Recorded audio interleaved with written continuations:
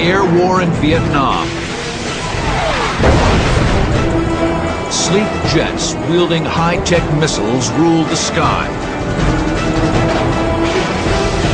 To many, the gun is a useless relic of a bygone era. But they couldn't be more wrong. Brutal air combat over Southeast Asia proves pilots still need to put lead on target to survive. Now you're in the cockpit as American pilots take aim and pull the trigger in some of the most heart-pounding dogfights of the modern age. Experience the battle. Dissect the tactics.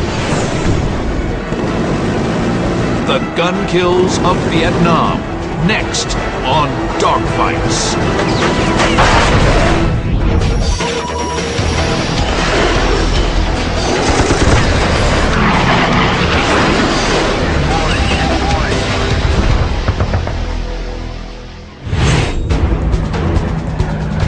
June 20th, 1965. The dawn of the air war in Vietnam. 4 prop-driven A-1 Sky Raiders launched from the carrier Midway droned into hostile skies. They're flying in support of a rescue operation.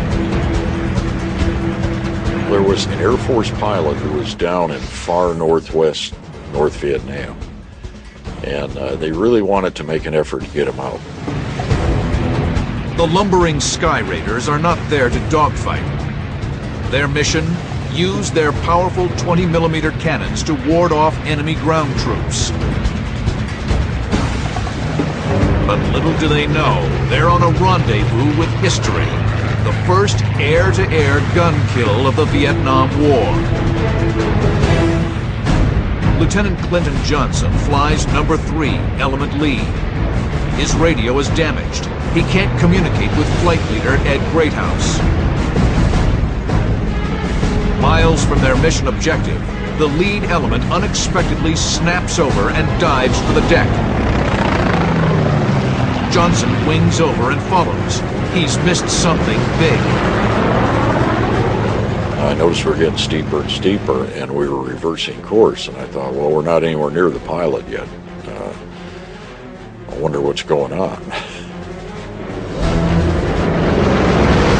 Johnson instinctively scans the jungle floor for threats. I always had a policy, if the nose was pointing at the ground, the guns were armed, so I armed all my weaponry. Suddenly, a bright streak of yellow outside his canopy. I saw one go by, and I thought, that looks like a SAM, but it's going up to down, and SAMs go down to up. Then I saw another missile go by, and it hit the ground in front of Ed Greathouse, so we're down pretty low by now.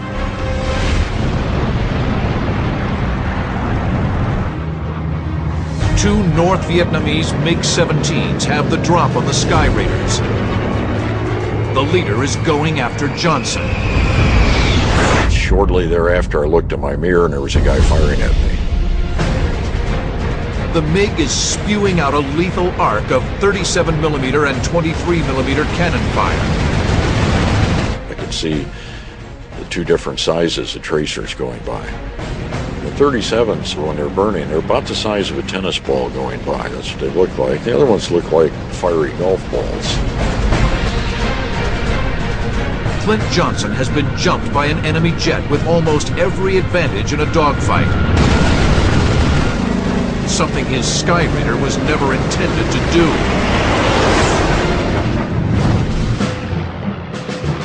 The Douglas A-1 Sky Raider was developed as a dive bomber at the end of World War II.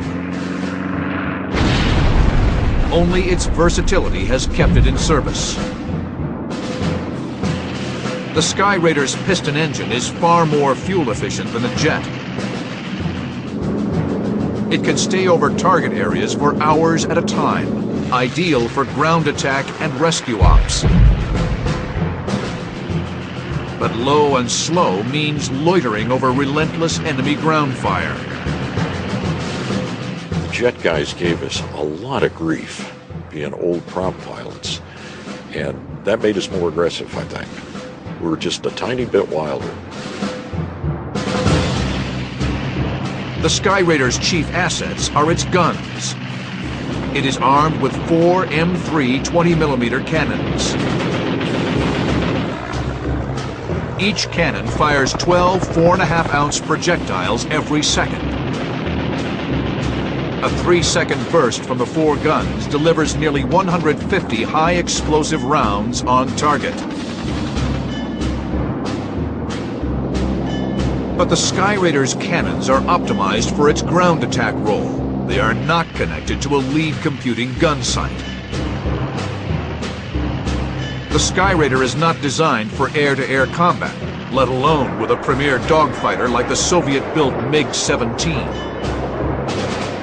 The adversary, the MiG-17, was very small, agile, maneuverable, had cannons, 2 different cannons.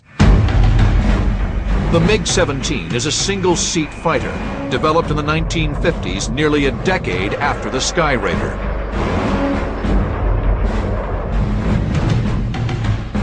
The jet-powered MiG is far superior in the key aspects of speed and climb rate. Its weapons system is designed for air-to-air combat. A single hit from its 37mm cannon could obliterate a Sky Raider. But the Sky Raider has one small advantage. Slower prop-driven aircraft can make much tighter turns than high-speed jets. With MiG-17s hot on Johnson's tail, he'll have to outturn his enemies to survive. The Sky Raiders take violent evasive action. The lead element pulls hard to the right. Johnson and wingman Charles Hartman brake hard left. The flight is split. Johnson's wings are nearly vertical in the high G turn. His airspeed plummets, but the Sky Raider is built to handle this kind of maneuver. The A-1's thick, wide wing generates more lift than the MiG's swept wing. Johnson can stay aloft at extremely slow speed. The MiG cannot. The Sky Raiders pull tight circular turns. The high-speed MiG can only match the turn for a split second before he overshoots, pulls up, and re-engages. Johnson strains to look over his shoulder. The enemy pilot can't get a shot. He would pull inside of our turn, drop his nose and fire, but he couldn't hold it. And you'd see the tracers fall away, and then you'd relax a little, he'd pull harder, and he'd fire again. After several attempts, the frustrated MiG breaks off. Wingman Charles Hartman squeezes off a burst.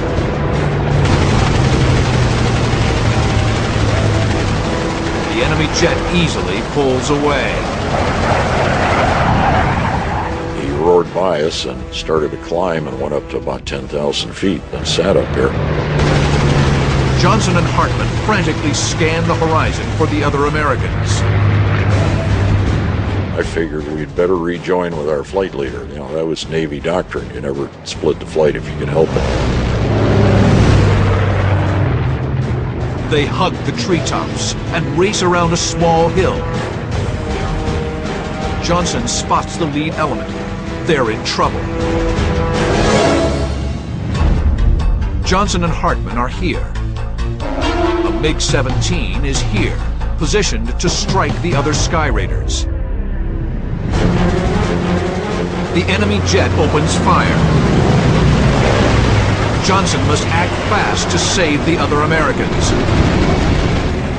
With no air-to-air missiles, he lashes out with the only weapons he has, his cannons.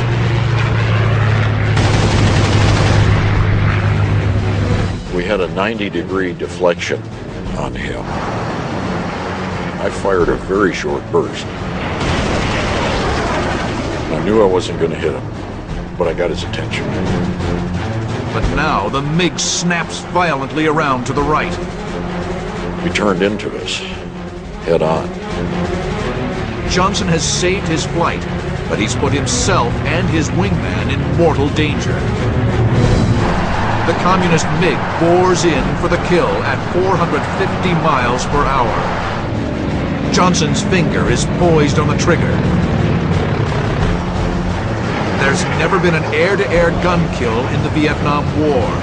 For the Americans, it's make history or die.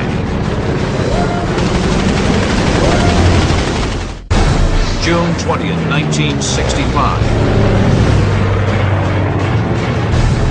A-1 Skyraider pilots Clint Johnson and Charles Hartman are face-to-face with a fire-breathing MiG-17. The MiG is in perfect attack position. Its best move would be to nose up into the vertical, where it can use its speed advantage to make slashing attacks.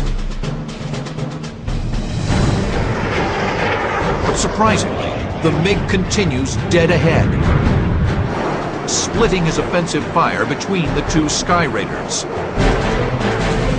A split-second head-on pass will decide who lives and who dies. On the Skyraider, it was a real trigger. It pulled like a regular gun trigger on the stick.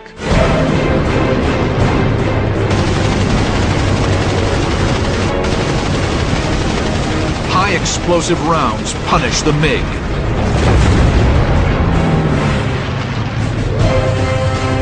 He actually went between Charlie and me. And Charlie was pretty close to me.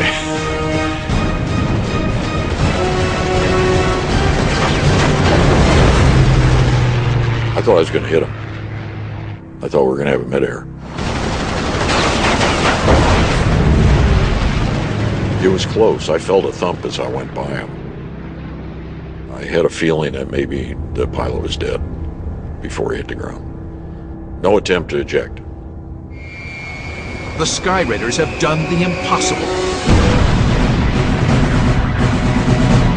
The two outdated piston-driven workhorses have claimed an enemy jet with their guns. The Americans look down at the flaming wreckage in the jungle. Right then, I got my radio back. And Greathouse said, "Are you two idiots still in there?" And he was out by the water by that time almost. And we said, "Yeah, we're still in here." He said, "Well, you got 10 unfriendlies coming your way." Johnson and Hartman make a beeline for the carrier.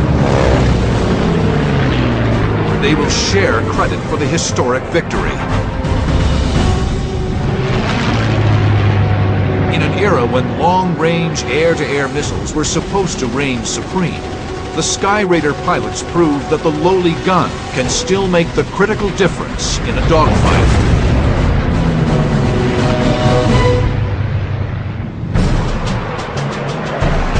But by 1965, dogfighting was no longer a top concern, as new weapons technology was expected to make close-in air combat a thing of the past.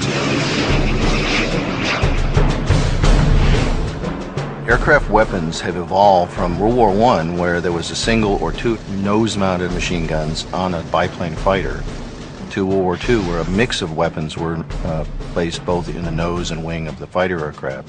Some countries, like the UK, went to 8 smaller machine guns. The United States often used 6 or 8 larger 50 caliber machine guns, and then Germany and Japan used a mix of machine guns and cannon.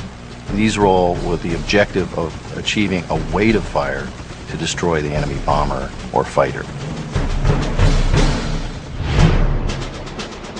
As aircraft modernized and grew more rugged, it became clear that 50 caliber machine guns lacked critical stopping power. The shift began toward larger aircraft guns with calibers above 15 millimeter, classified as cannons.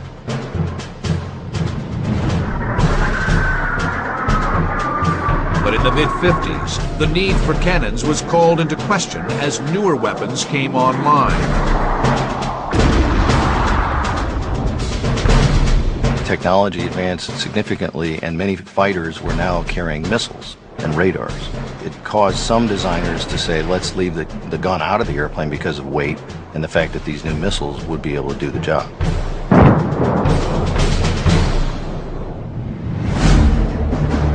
Introduced in 1960, the supersonic F-4 Phantom quickly became the frontline fighter of the United States Navy and Air Force.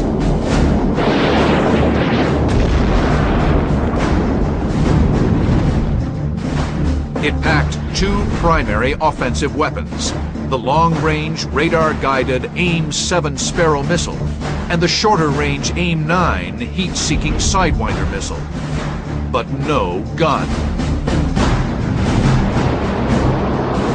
But as the air war over North Vietnam went hot, F-4s were quickly dragged into maneuvering fights with less technologically advanced dogfighters like the MiG-17. Their missiles were unreliable at close range. For close-in dogfighting, the F-4 Phantom needed a gun. In terms of air-to-air combat, it would be nice, just like land combat, to be able to have a rifle, a pistol, and a knife, i.e. an AIM-7 Sparrow, an AIM-9 Sidewinder missile, and a gun to use when it's needed in the right condition.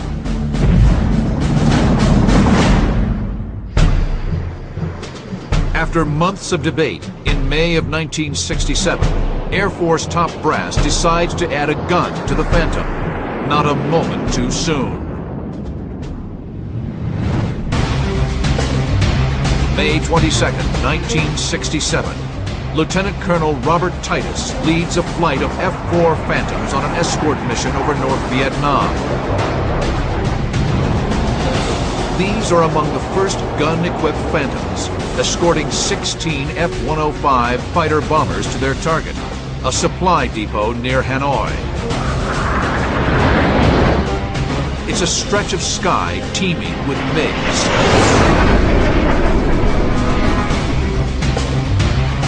Titus's flight is high and to the right of the thuds.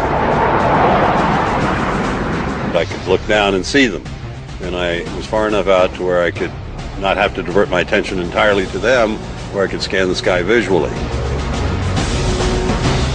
The colonel's backseater, the second pilot who mans the radar and radio controls, is First Lieutenant Milan Zimmer. I'm on the radar scope, and I'm trying to pick out any contacts that are out in front of the strike flight, so that we at least have a warning if there's something out there. It appears to be business as usual.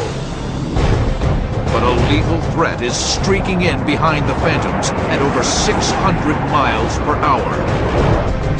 Two gleaming MiG-21s bore in to attack. Titus is here, 1,000 feet above the bombers. Two MiG-21s are here, behind Titus. The MiGs will mount a hit-and-run attack, fire their heat-seeking ATOL missiles, then streak away to avoid a fight. I looked over my shoulder, and here came two MiGs firing missiles. I immediately called a brake, and we turned hard left. The enemy missiles fail to guide and dart past. The MiGs firewall the throttle and zoom climb. Titus banks right and kicks in full afterburner. I felt bloodlust. I'm after them. I mean, now they're the target. Turnabout's fair play. The MiGs claw for altitude. The Phantom's twin engines roar. The chase is on. May 22nd, 1967. F-4 pilots Lieutenant Colonel Robert Titus and Lieutenant Milan Zimmer are hot on the tail of a pair of MiG-21s. The aircraft are climbing at an incredible rate, 80 stories every second. Titus's twin engines pump out double the thrust of the enemy jet. He's closing fast. Though his F-4 is equipped with a gun, the weapon is not his first priority. My focus is closing on this MiG, getting in position to fire a missile.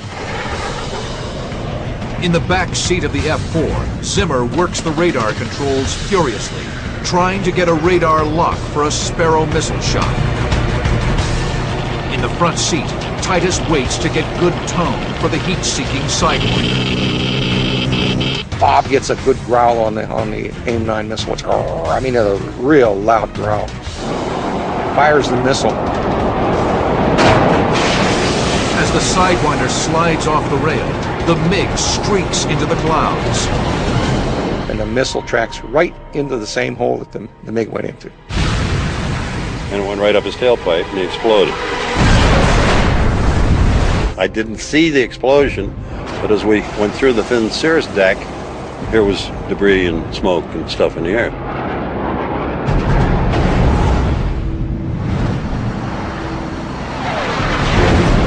One MiG down, one to go.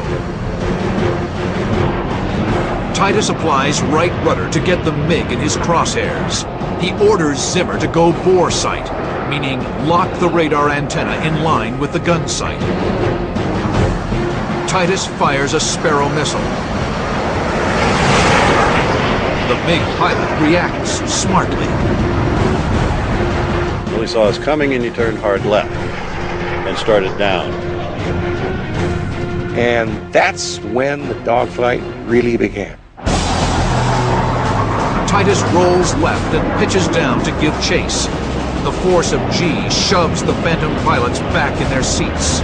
The F-4 screams into a power dive. The MiG pilot throws his aircraft all over the sky to shape his deadly shadow. And it was some very high G maneuvers, right and left, up and down, at probably 550 to 600 miles an hour. I mean, we were smoking. It was one hell of a show. The lower the MiG gets, the more it blends in with scattered reflections from the ground. Titus's missiles cannot lock onto the target. A skilled pilot flying the premier fighter of the Soviet bloc is no easy mark. The Soviet-built MiG-21 is a single-seat fighter capable of Mach 2, a worthy adversary to the F-4. The MiG-21 is lighter and more agile, but cannot outrun the more powerful Phantom. The MiG's intense maneuvering can defeat any of Titus's missiles. But this F-4 is packing a gun.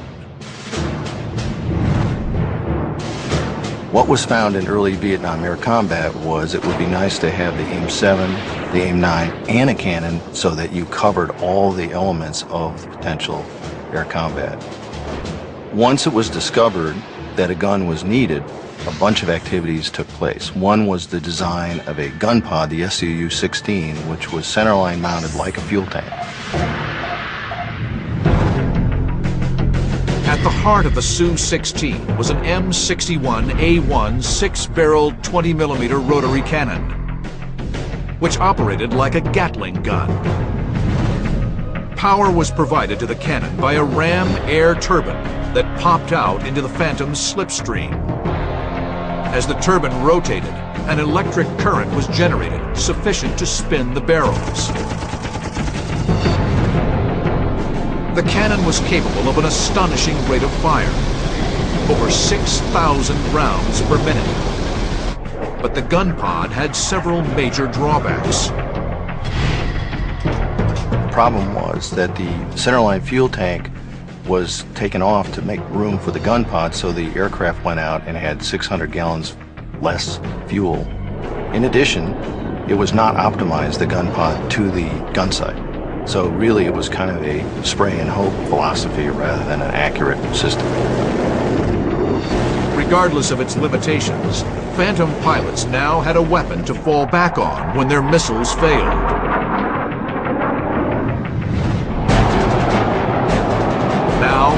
Bob Titus flips the master arm switch for his M61A1 cannon.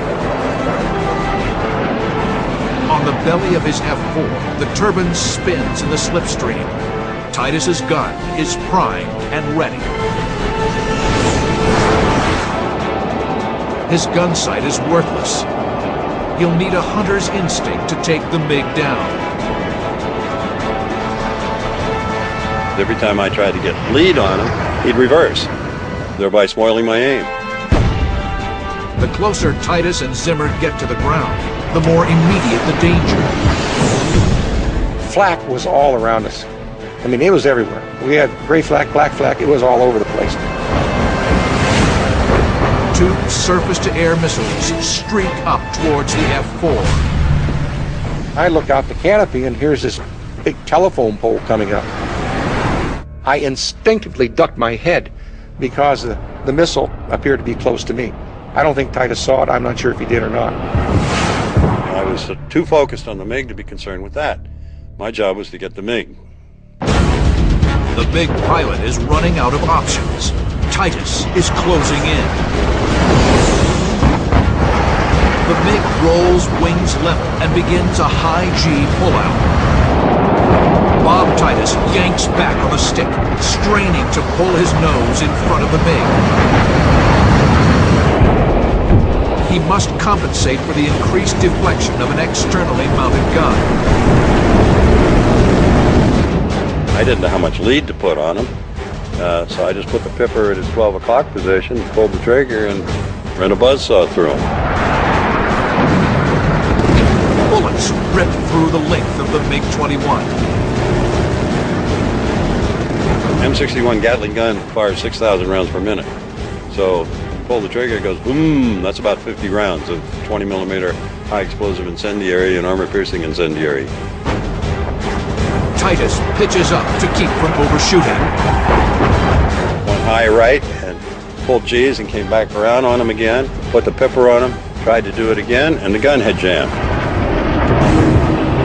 But the Americans have already done enough damage. Looking, and the MiG is floating like this. We got him, he's going in. The pilot didn't get out.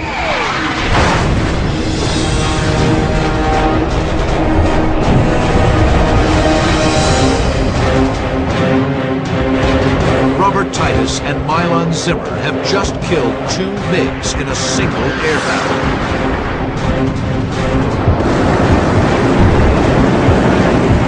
The second victory, the gun kill, validates the recent argument that F-4s should carry a cannon, in addition to their air-to-air missiles.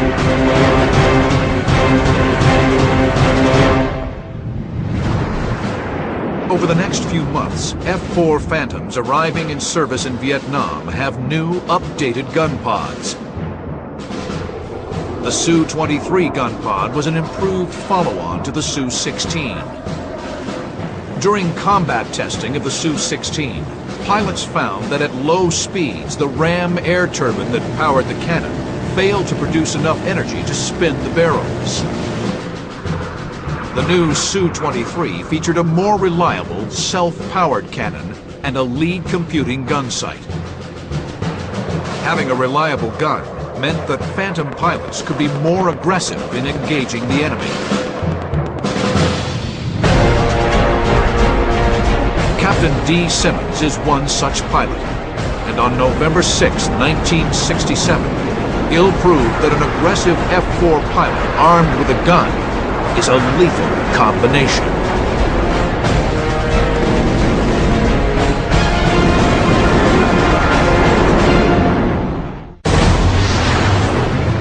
November 6, 1967. Air Force Captain Darrell D. Simmons, with backseater Captain George McKinney, leads Sapphire Flight. It's one of 2 flights of F-4s escorting an F-105 fighter-bomber force to their targets in North Vietnam. Simmons is perched above the bombers, scanning the sky for enemy threats. His radio crackles to life with a warning from radar control. Two flights of MiG-17s about 30 miles south of you, and the MiG-21s are about 250 at 30. Roger.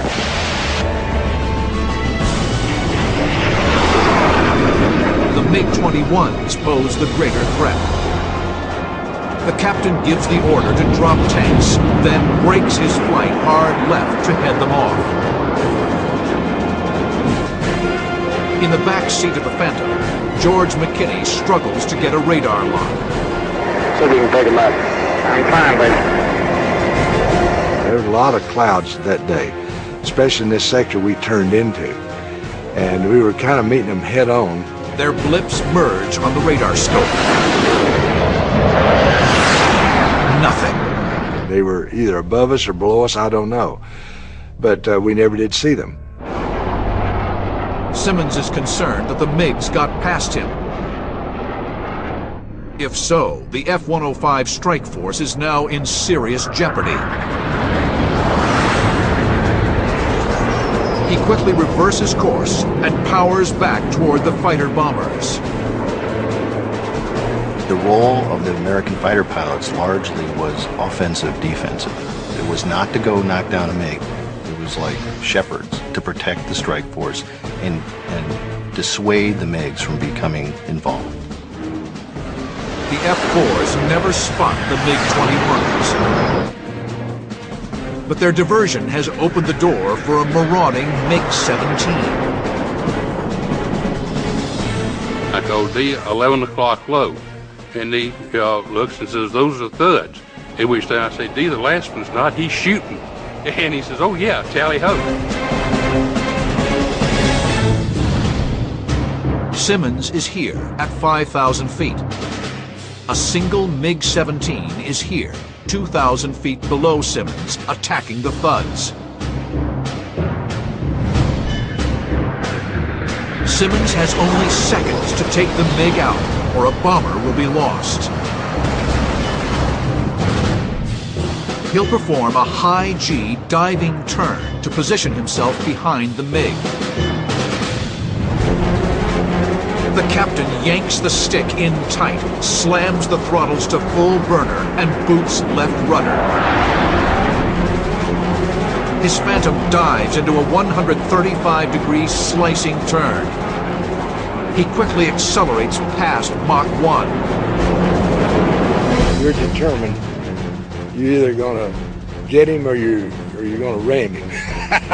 I think that's kind of the attitude that I took. Just aggressive feel comes all over you. You're going to attack with everything you've got. His number one mission in life is to get that MiG off of the tail of that 105. Simmons levels out about 1.5 miles behind the MiG. At this range, Simmons' best option would be a heat-seeking Sidewinder missile. But with a flight of thuds in front of the MiG, it's too risky to push the button. His missile doesn't know the difference between a friendly heat source and a foe's.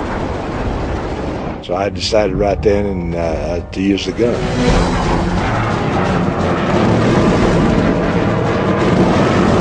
We fired just a little bit out of range and put some tracers across there to break him off.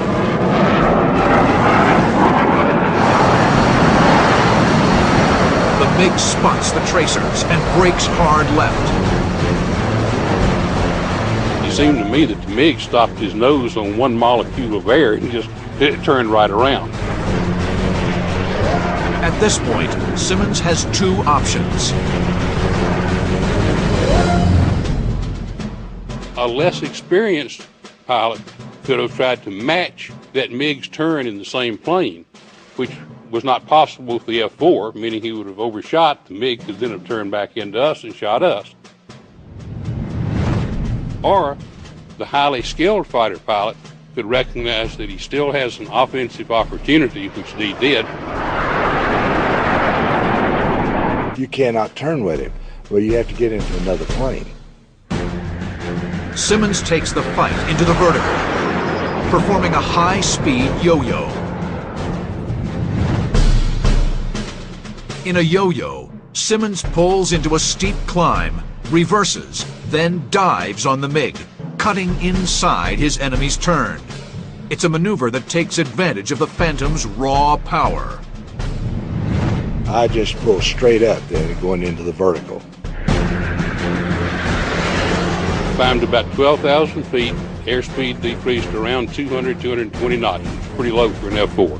At which time he stomps the rudder to get the nose pointed back down, unloads the G off the airplane to allow the airspeed to build back above the Mach, and then pulls toward the MiG. The North Vietnamese pilot loses sight of Simmons. I don't think he even saw us. Because when I went vertical, I'm sure he looked around and we were way above him. The MiG pilot is unaware that the Angel of Death is swooping down from above. As we start to close the range on the MiG, he realizes that we're there, and he goes into a climbing left turn, at which time he pulls the nose well out in front of him, as you have to pull lead. As the MiG turns, he rolls to reveal the full outline of his aircraft, a perfect target. Simmons pulls the trigger. A 3-second burst.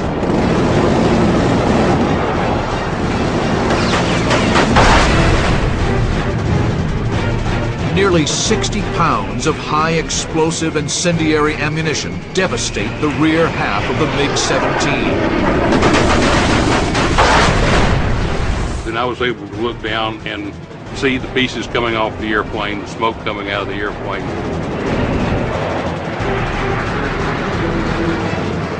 Pieces came off of him. I just pulled off, pulled up beside him. He looked at me going down. He stayed with the airplane. And then he ejected just before he hit the trees. And his chute streamered as he disappeared into the trees.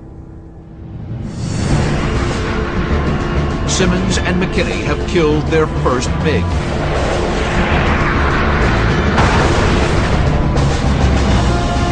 More importantly, the F-105 strike force hits its target objective and returns home safely. The mission is a complete success.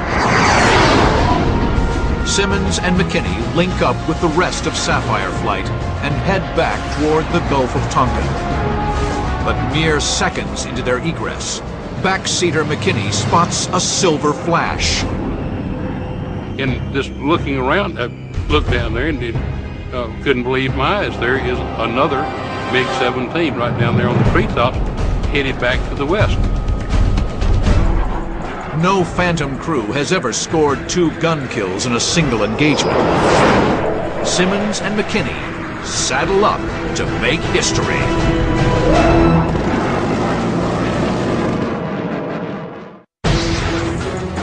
November 6th, 1967. Darrell Simmons and George McKinney have a visual on a MiG-17. The enemy jet is hugging the jungle floor, blending in with ground reflections. Firing a heat-seeking missile would be futile, but Simmons is armed with a cannon. Simmons is here at 3,000 feet. The MiG-17 is here. Once again, Simmons will use his diving speed to close the gap. We just lit the burners, unloaded, and like I say, I wanted to put the airplane right in on him. Simmons rolls into a hard left turn. He levels his wings barely 200 feet off the deck and just 1 mile behind the enemy aircraft.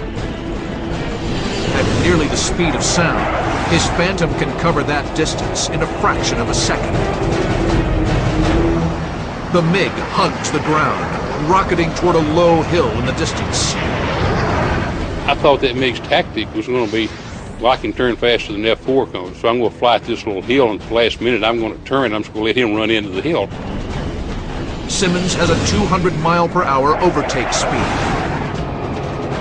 He's low to the ground and too close for missiles. Once again, he'll have to depend on his gun to make the kill. He's closing on this guy with what we call the speed of heat.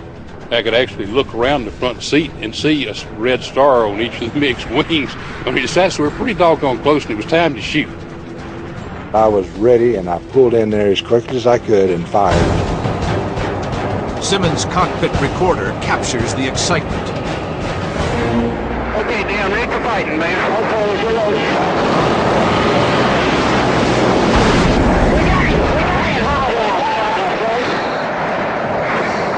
We're clear, so far, dude. He's fighting out. He's out. He's going down in flames. We got him right there. Okay, so far, let's get out of here. Dan, run!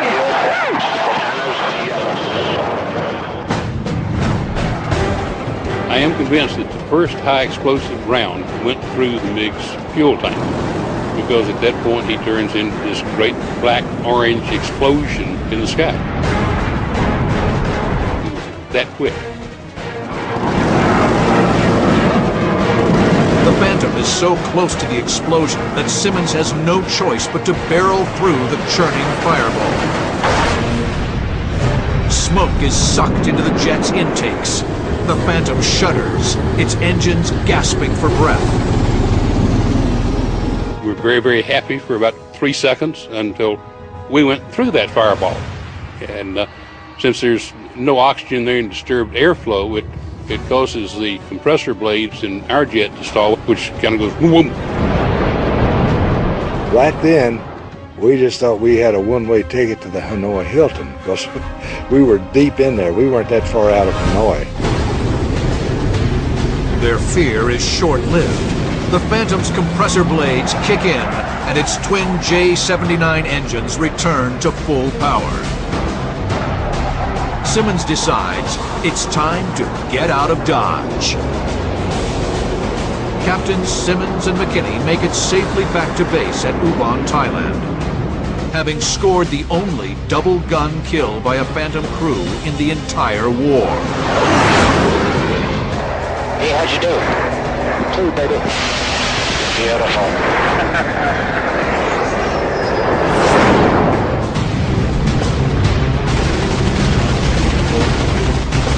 Throughout the course of the Vietnam War, over 24 MiGs met their demise as a result of 20mm air-to-air cannon fire.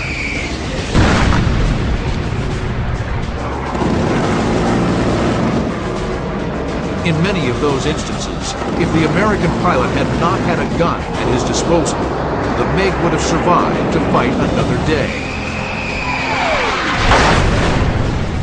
It's definitely, as proven through all the wars, the most effective air-to-air weapon is that gun that you can point at the enemy, and if you point it correctly and pull the right lead, it's extremely lethal.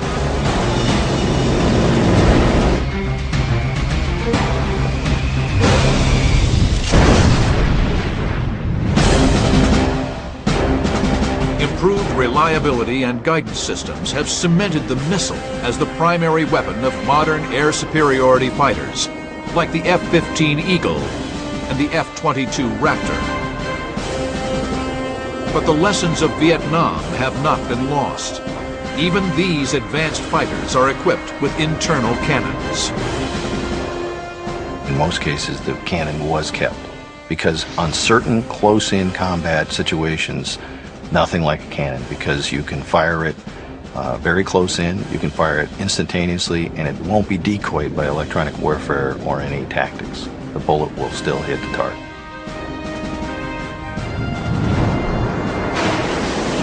Technology, no matter how advanced, is prone to fail.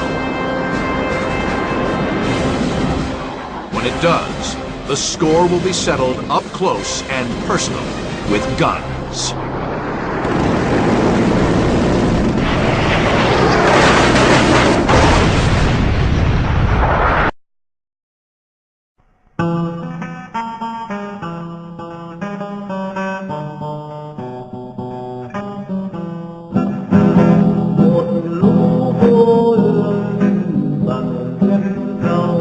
Hãy subscribe cho kênh Ghiền Mì Gõ để không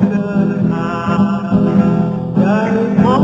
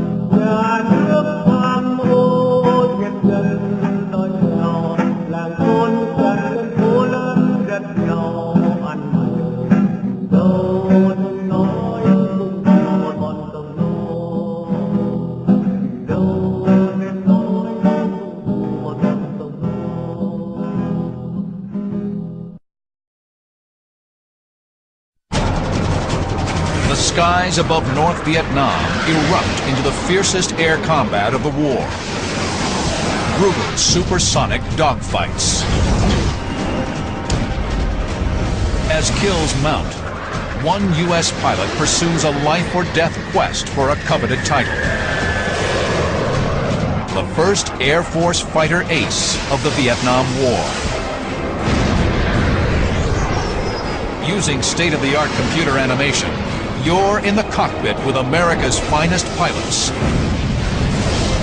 as F-4 Phantoms challenge communist MiG-21s. Experience the battle.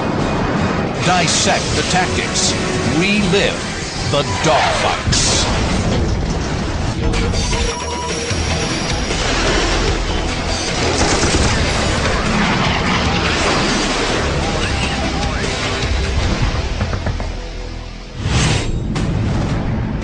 April 16, 1972.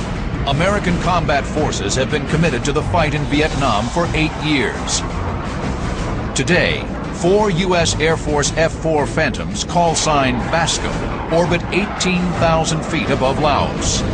The Phantoms are waiting to escort B-52 bombers into the heart of North Vietnam in a dramatic escalation of the air war. But there's been a mix-up. The B-52s are still on the ground, and the Phantoms are burning fuel at a rate of 150 pounds per minute. To reduce drag, Flight Leader Fred Olmsted orders the Phantoms to jettison their empty centerline fuel tanks. Still, the reduced weight won't buy enough time. Phantom pilots know that there is nothing that you can do in a Phantom to save that big, beautiful aircraft and burn all the fuel you got. We had to make a decision. Olmsted has 2 choices. Wait for the B-52s and risk running out of fuel, or use their fuel for the flight's secondary mission, hunting for North Vietnamese MiGs. Olmsted chooses the MiGs, the Blue Bandits. He turns the Phantoms 180 degrees. Basco flight is now on the prowl. Flying number 3 is Olmsted's good friend, Dan Cherry. Fred makes a turn and heads right for Hanoi. And we start pushing the power up and picking up the speed. And we cross that border into North Vietnam. Almost exactly at that precise time that we ingressed into North Vietnam from our orbit in Laos, my backseater picked up 2 Blue Bandits. Basco flight's audio transmissions were recorded, a remarkable historical record of air-to-air combat in Southeast Asia. Basco has 2 bandits on the nose, F-20. Copy that. 2 bandits on the nose at 20. Let's get rid of them, Basco. 2 silver MiG-21s are 20 miles out and closing head-on at the Phantoms. Olmsted isn't backing off. He orders Basco flight to stay on course. They marched right down the radar scope from 18 miles to 12 miles to 10 miles to 8 miles. I didn't see them at the time, and Fred said, "There's 2 silver MiG-21s there, Dan." And I said something really clever and smart like, "Where?" The MiG-21 there, Dan. Dan. Oh, joy. 2 Blue Bandits went by us. And that's when the fight really started. Olmsted and his wingman give chase. He rolls his F-4 Phantom into a climbing turn and swings around 180 degrees. Olmsted and his wingman are maneuvering to get above and behind the Bandit into a firing envelope. Cherry and his wingman stay in trail, protecting Olmsted's 6 o'clock. Then, Cherry spots a 3rd Bandit, a camouflaged MiG-21, ambushing Fred Olmsted from behind.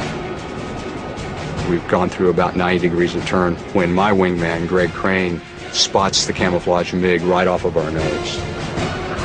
The North Vietnamese have set a trap, and Flight Leader Fred Olmsted is the target. The stage is set for a legendary dogfight. A battle on the cutting edge of a dramatic turnaround in the Vietnam Air War. Americans are in the skies above North Vietnam for the first time in 3.5 years. In October 1968, seeking to de-escalate the conflict and bring the North Vietnamese to the conference table, then-President Lyndon Johnson declared bombing off-limits above the DMZ, separating North and South Vietnam.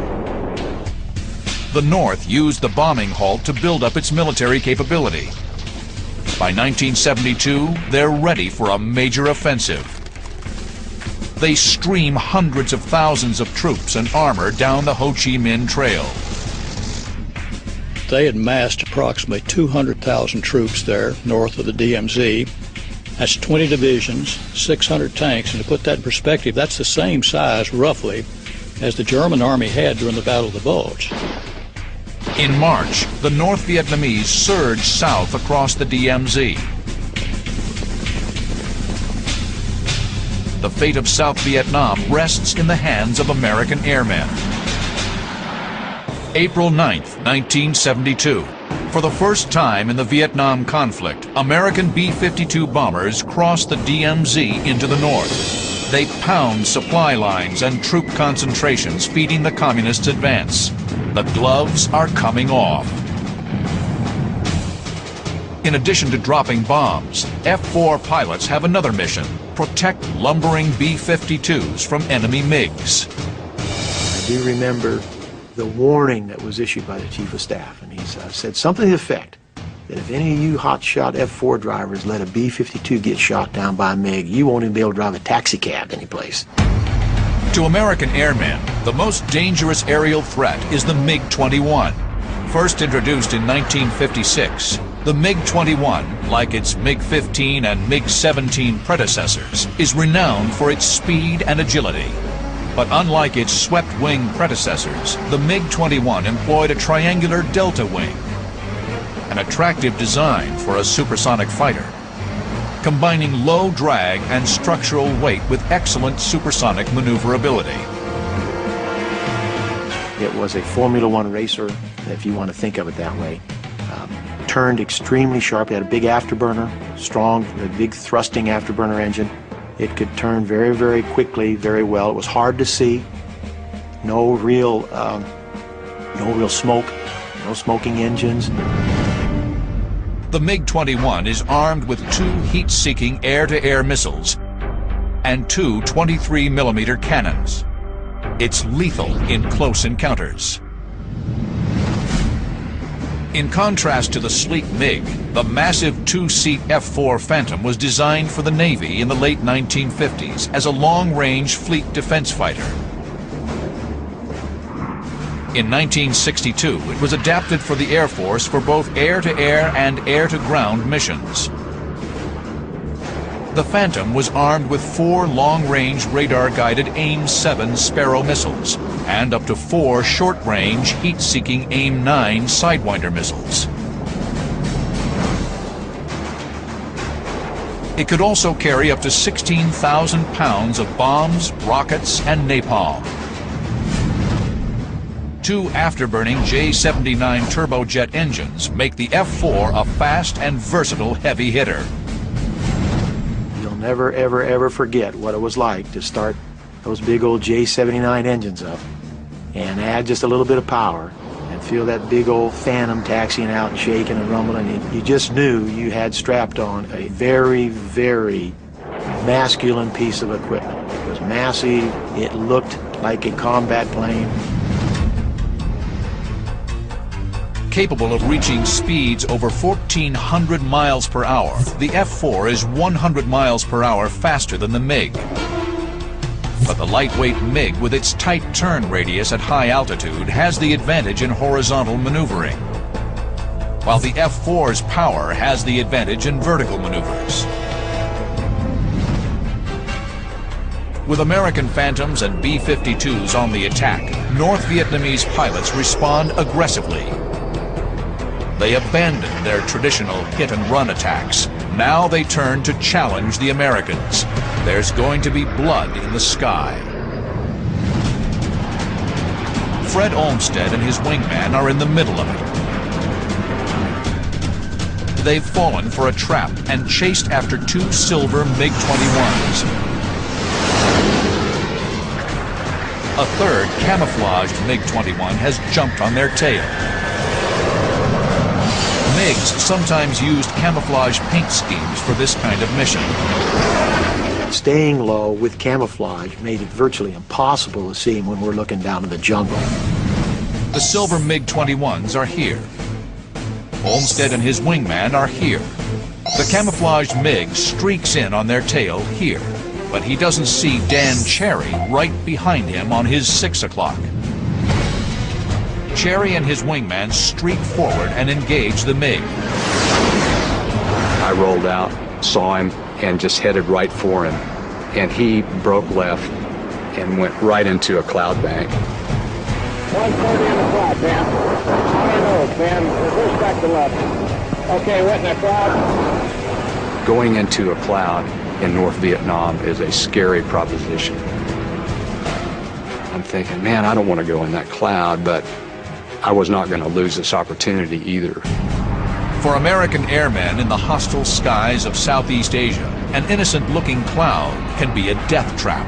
Vietnamese radar operators can track the F-4s through the clouds to launch surface-to-air missiles against them. The F-4s can electronically detect a SAM launch, but can't visually avoid the missile. There's also the danger of mid-air collision. Cherry and his wingman know the risks involved. The American airmen are enveloped in a gray, foreboding mist, but the F-4s press the attack. April 16, 1972. American airmen are in the skies of North Vietnam for the first time in 4 years. Dan Cherry and his wingman Baby Beef Crane have chased a MiG into the clouds.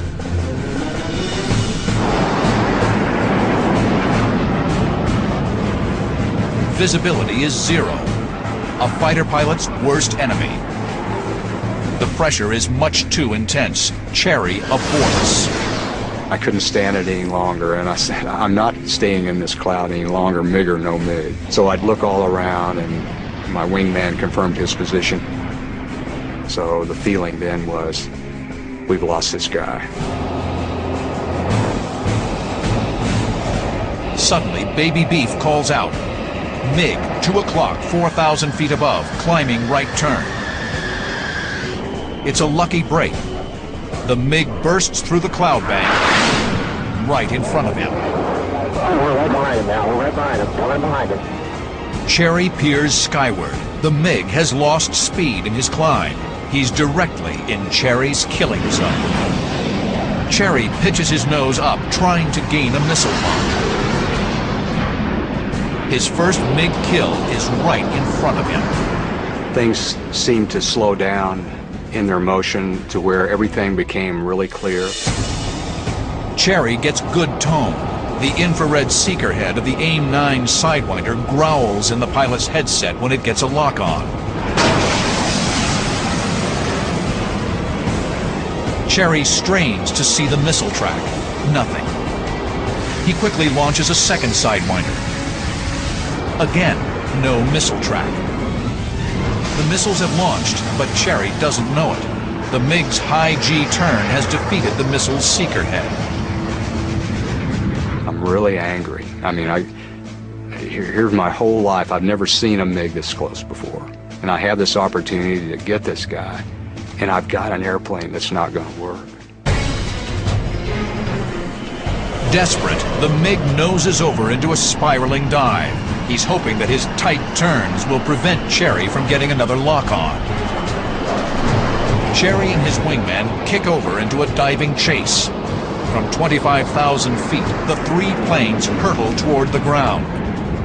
The Americans have the weight and thrust advantage. Baby Beef has nosed ahead in the dive. Cherry clears him to take the lead, rolling to the outside, making way for his wingman.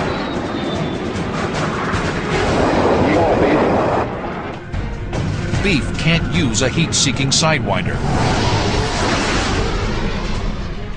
The MiG's turning too tight. He knows it can't lock in a high G turn. He fires a radar-guided Sparrow. Something's wrong. It drops like lead. Then he fires another one, and it does ignite, but it goes into a huge corkscrew out to the right. Then the third missile he fired, and it was tracking really well. And I thought, man, this is really looking good. Beef's third missile streaks through the sky. Another radar-guided Sparrow.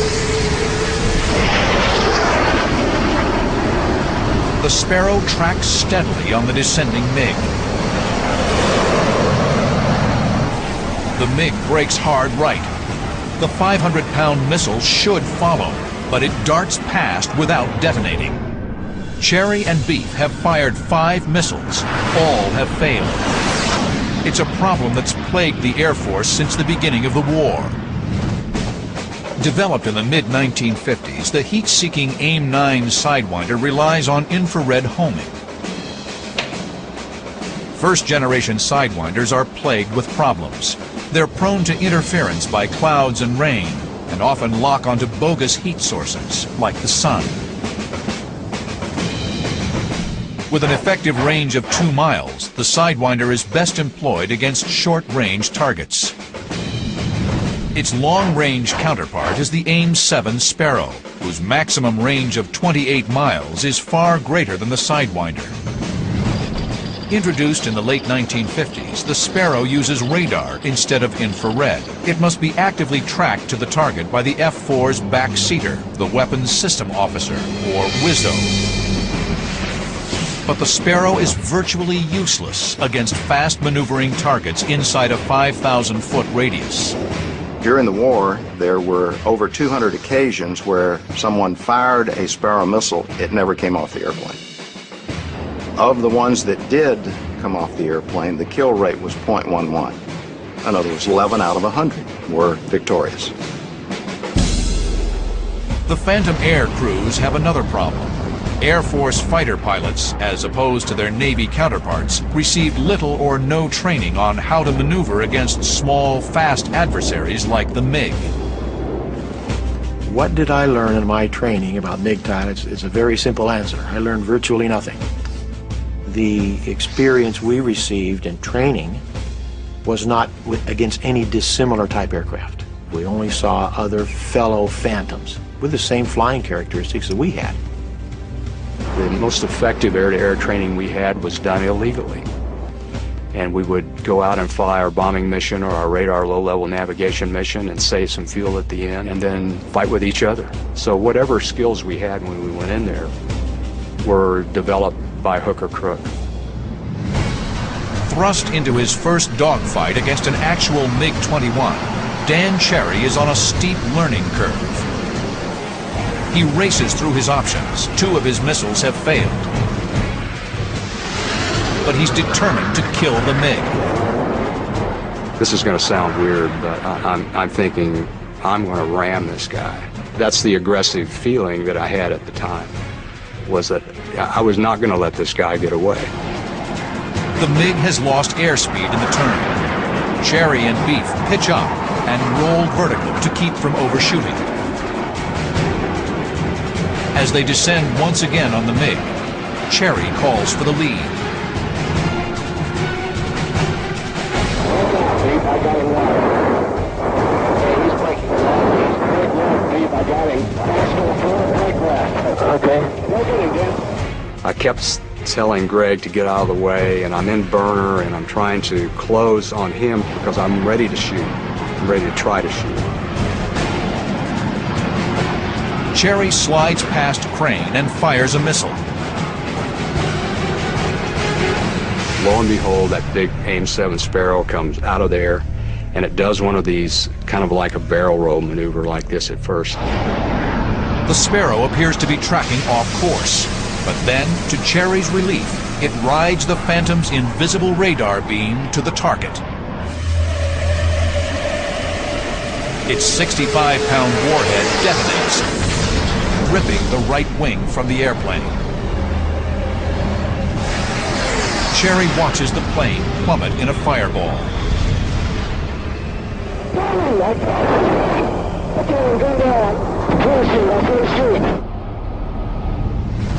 From the flames, the MiG pilot miraculously appears underneath his parachute.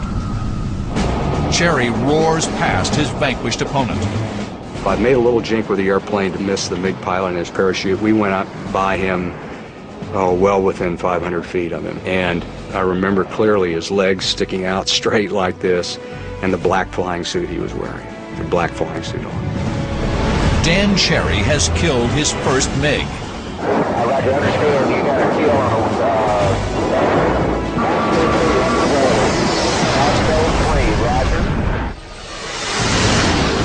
But the fight isn't over. 10 miles away, Cherry's good friend Fred Olmsted is chasing down 2 enemy MiG-21s. He's in for the fight of his life. So right then, there's no doubt we're going to have an engagement. We're going to have a very serious dogfight, and somebody's not coming home.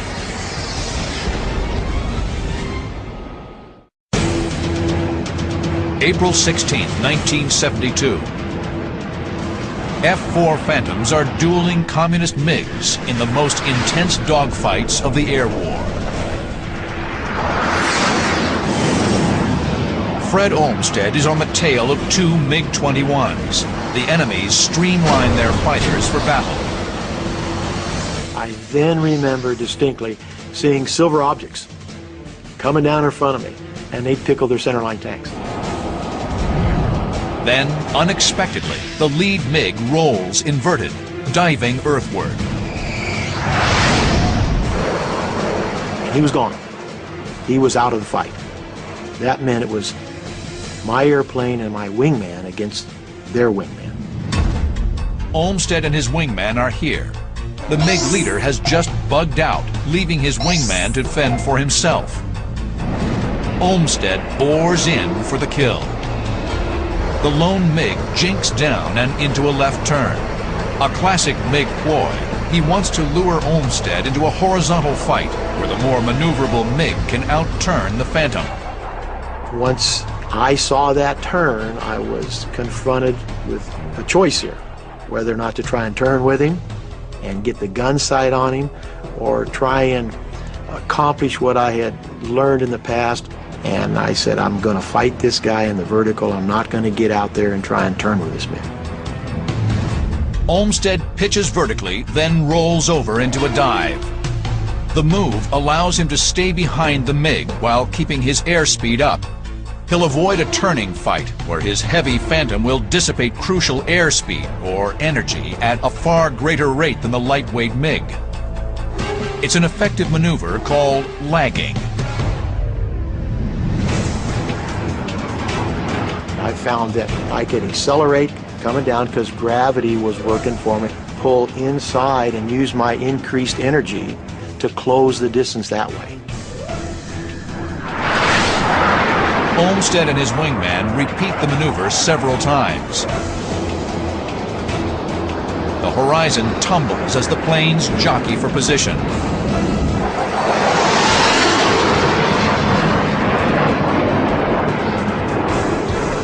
Losing sight of his attacker, the MiG reverses his turn to reacquire visual contact. But the reversal slows him down and allows Olmsted to close within missile range. Olmsted's radar-guided AIM-7 Sparrow gains lock. Olmsted fires. The missile streaks toward the MiG at twice the speed of sound and plows through the MiG's right wing. Incredibly, the MiG keeps flying.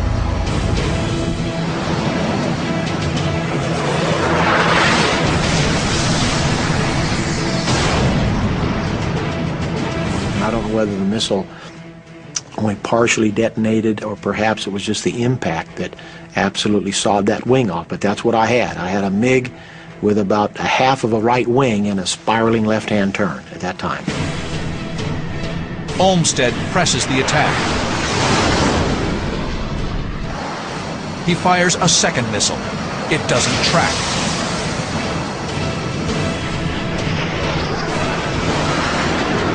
Sparrow 3 armed. missile away. It hit him right in the top of the canopy, right through the canopy, and then I got a pure, absolute explosion because the airplane just exploded. It looked like two miniature nuclear fireballs, actually, and it just spiraled right down in front of us. Red ground, Basco 01. Basco, scratch number 821. Fred Olmsted has kill number 2 for Basco flight. What began as an aborted B-52 escort mission has resulted in 2 confirmed MiG kills. In 1972, the North Vietnamese have less than 60 MiGs in their Air Force. Thanks to Fred Olmsted and Dan Cherry, they've lost 3% of their fighters. On the ground, the determined North Vietnamese continue their offensive. In May 1972, the bombing campaign intensifies dramatically. B-52 sorties are doubled, from 1,500 in March to over 3,000 in May. F-4s are employed for bombing strikes and strafing runs against North Vietnamese infrastructure and troop positions. The massive new aerial offensive is called Operation Linebacker. There were much greater numbers of aircraft involved. It was a massive campaign that probably did more damage in 2 weeks than the rest of the damage done in the entire war in North Vietnam. The strategic objective is to both blunt the North Vietnamese advance and to bring them back to the negotiating table in Paris. There's a renewed sense of purpose among the American airmen, including Captain Steve Ritchie. After graduating number 1 in his flight training class, Ritchie served his first tour in Southeast Asia in 1968. He then returned to the States, where he became one of the youngest flight instructors in Air Force history. In 1972, he returns to Vietnam. I don't think any of us felt like we could sit here and live this good life here in America while our friends and our colleagues were back in Vietnam. Steve Ritchie racks up his first 2 MiG kills in the opening weeks of Operation Linebacker, one on May 10th, another on May 31st. Ritchie is proving himself a skilled dogfighter. As Linebacker rolls on through June, Ritchie flies in support of dozens of strike missions.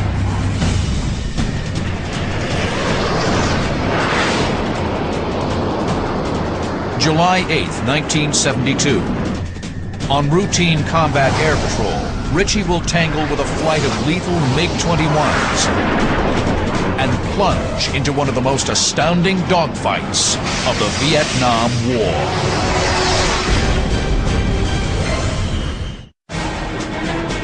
July 8, 1972. Pilot Steve Ritchie leads a flight of 4 F-4 Phantoms, call sign Paula, on combat air patrol over North Vietnam. As part of Operation Linebacker, the war's biggest bombing campaign, their mission is to protect B-52s from MiGs. On this mission, the Americans are able to tap into the enemy's command and control network, an intelligence coup that's driving the success of Linebacker. They could hear the controller that was talking to the pilot. They could hear what the pilot was saying. And so you knew where they were, what they're looking at, and where they're coming from. Steve Ritchie and Paula Flight are heading towards Hanoi. Suddenly, combat control crackles in his helmet. MiGs are in the air, somewhere below. Ritchie drops down to search for the enemy. He can't find them.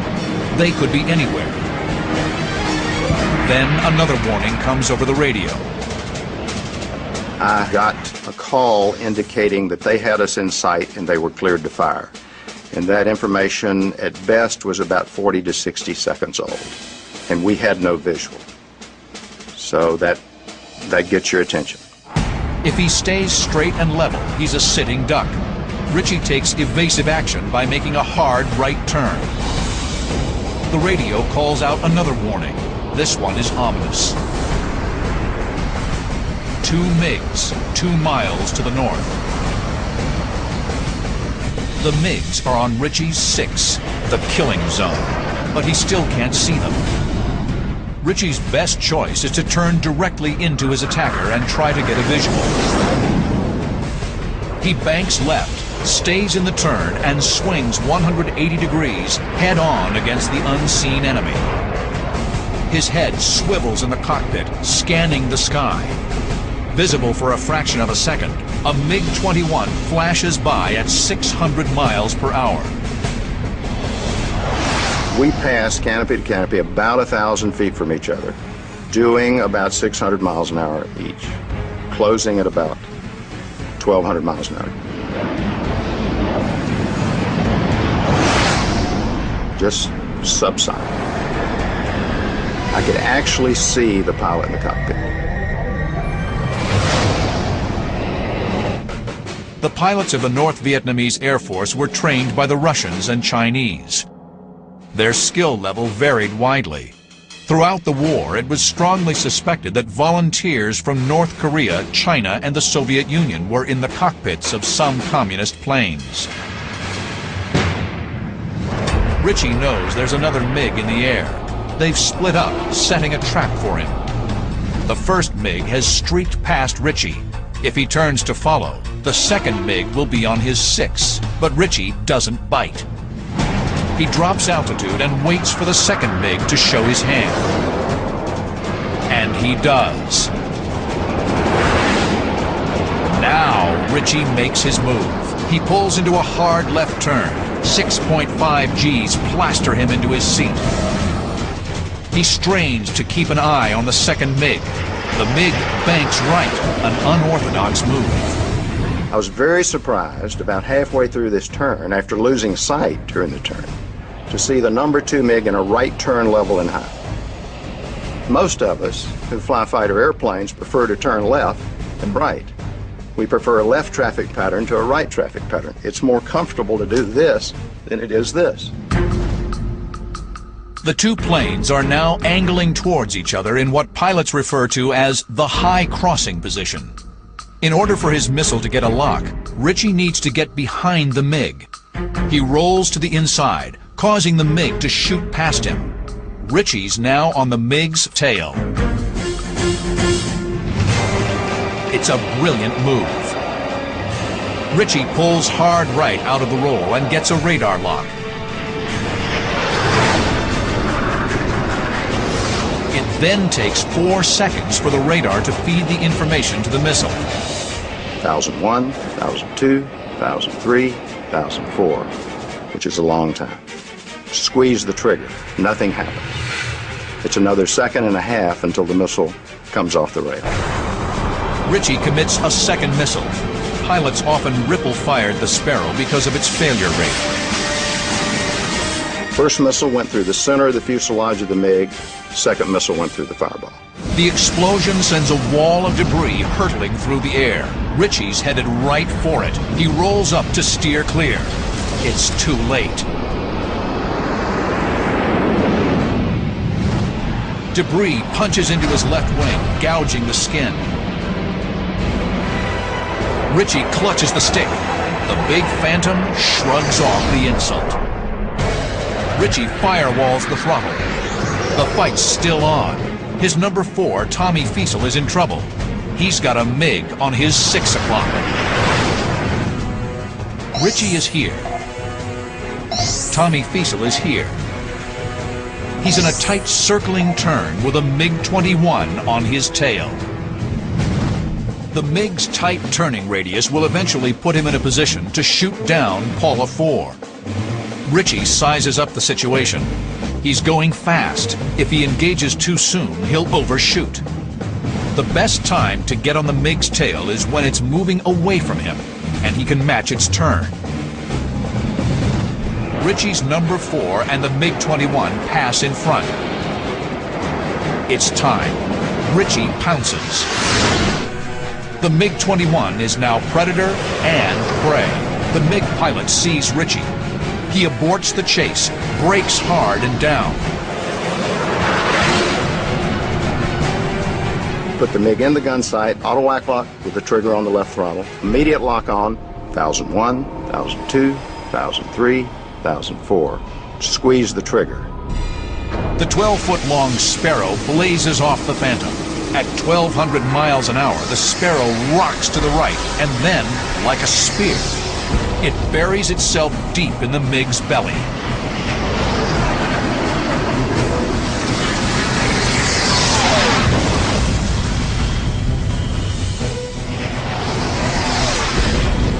In a stellar display of airmanship, Steve Ritchie downs 2 MiG-21s in just 1 minute and 29 seconds.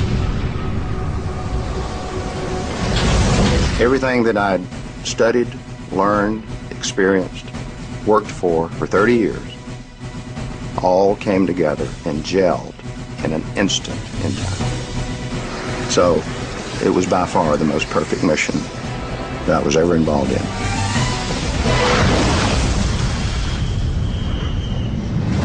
Paula Flight rejoins and heads for home, Udorn, Thailand. When they arrive, the celebration begins.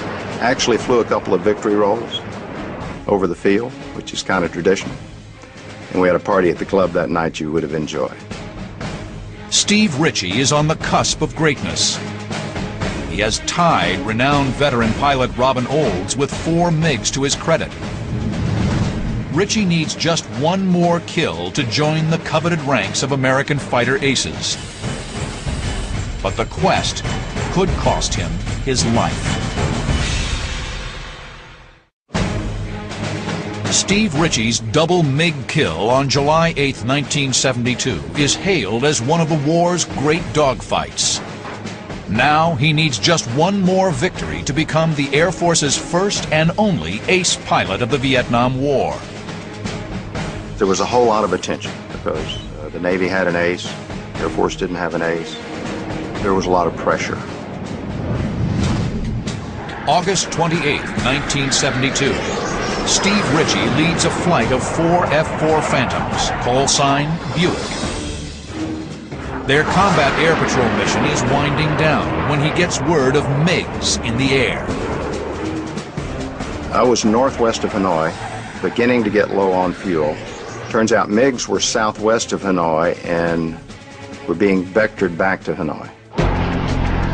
As flight lead, Ritchie's Phantom is equipped with a little black box that makes a big difference in air-to-air combat against MiGs. The APX-81, officially known as the Combat Tree, or just Tree to airmen. Tree is an IFF, Identification Friend or Foe transponder system. All military aircraft carry transponders that send and receive identification information to air traffic control and friendly planes. But Tree is unique.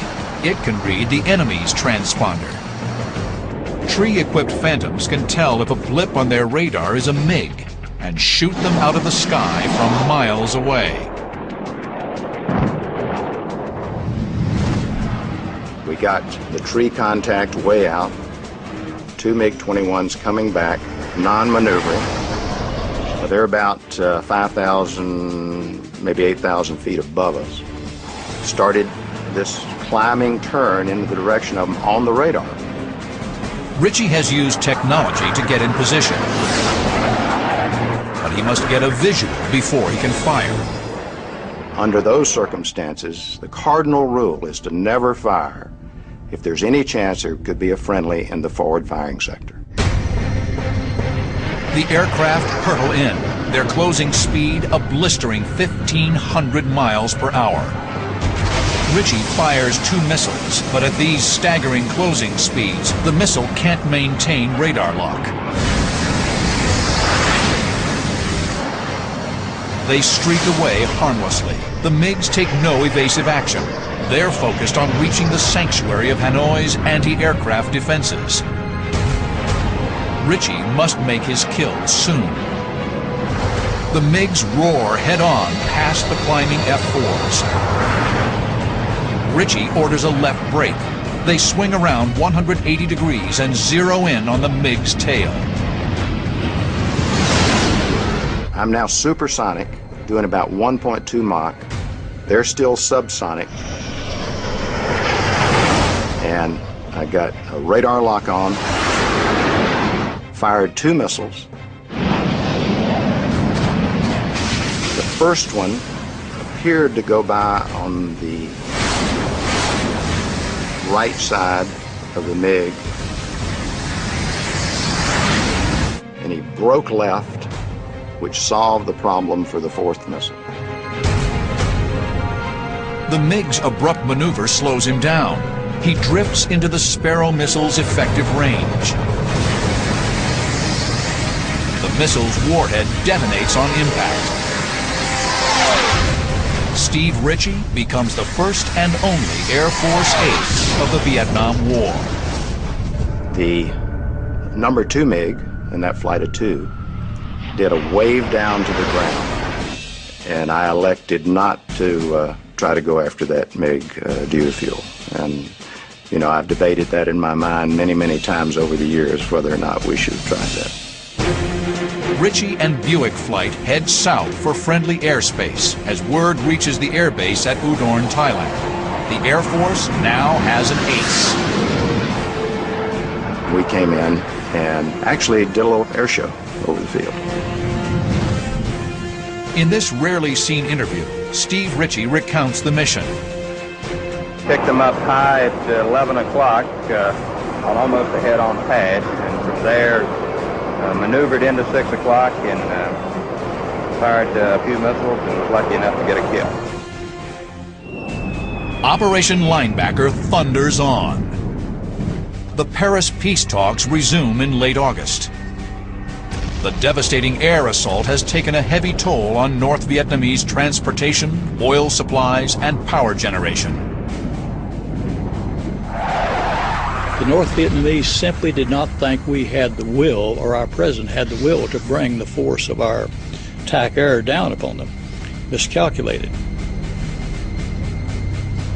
On October 22nd, North Vietnamese concessions in Paris lead to a cessation of bombing strikes over the 20th parallel, but the talks break down again 2 months later.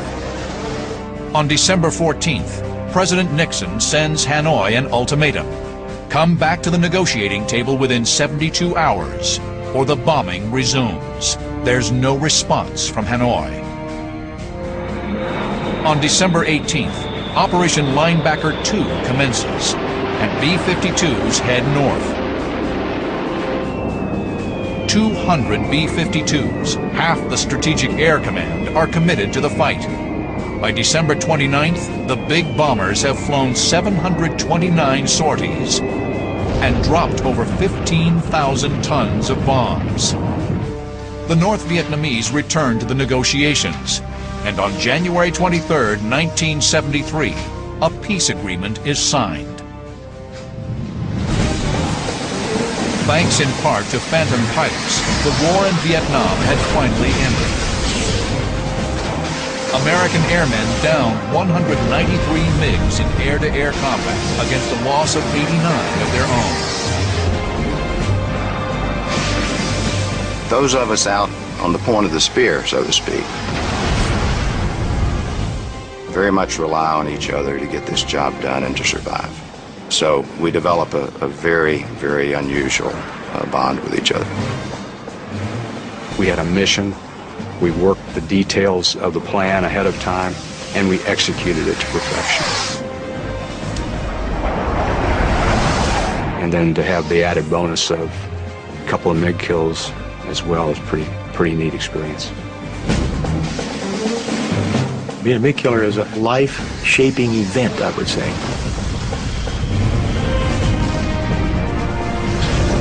You feel honored to be part of a very, very elite group of fighter pilots, going back to World War I, World War II, Korea, you name it.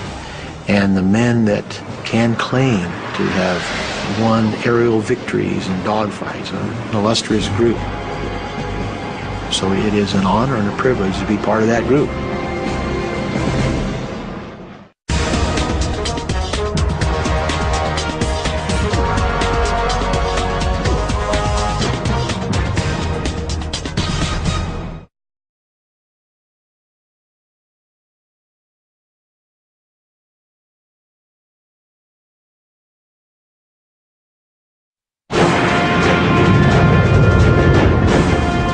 On Yankee Station, pilots of the USS Midway launch into the skies of Southeast Asia.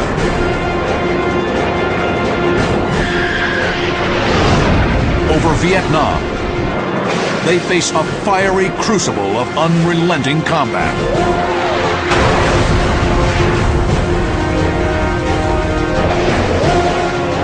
The men of this remarkable carrier will make history, scoring the first and last MiG kill of the war. Now, using state-of-the-art computer animation, you're in the cockpit as pilots of the Midway go head-to-head against skilled and determined foes. Experience the battle. Dissect the tactics. Relive the dogfights with the MiG killers of Midway.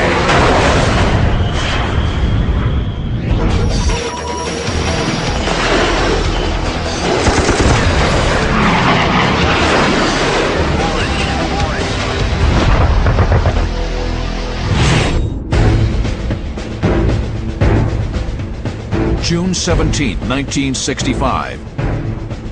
The early days of the Vietnam War.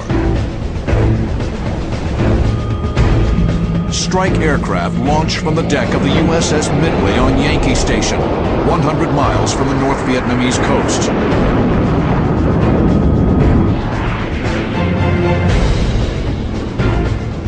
The aircraft assemble over the Gulf and push into North Vietnam. They'll hit the Tan Hoa Railroad Bridge, a strike meant to slow the movement of supplies to the south.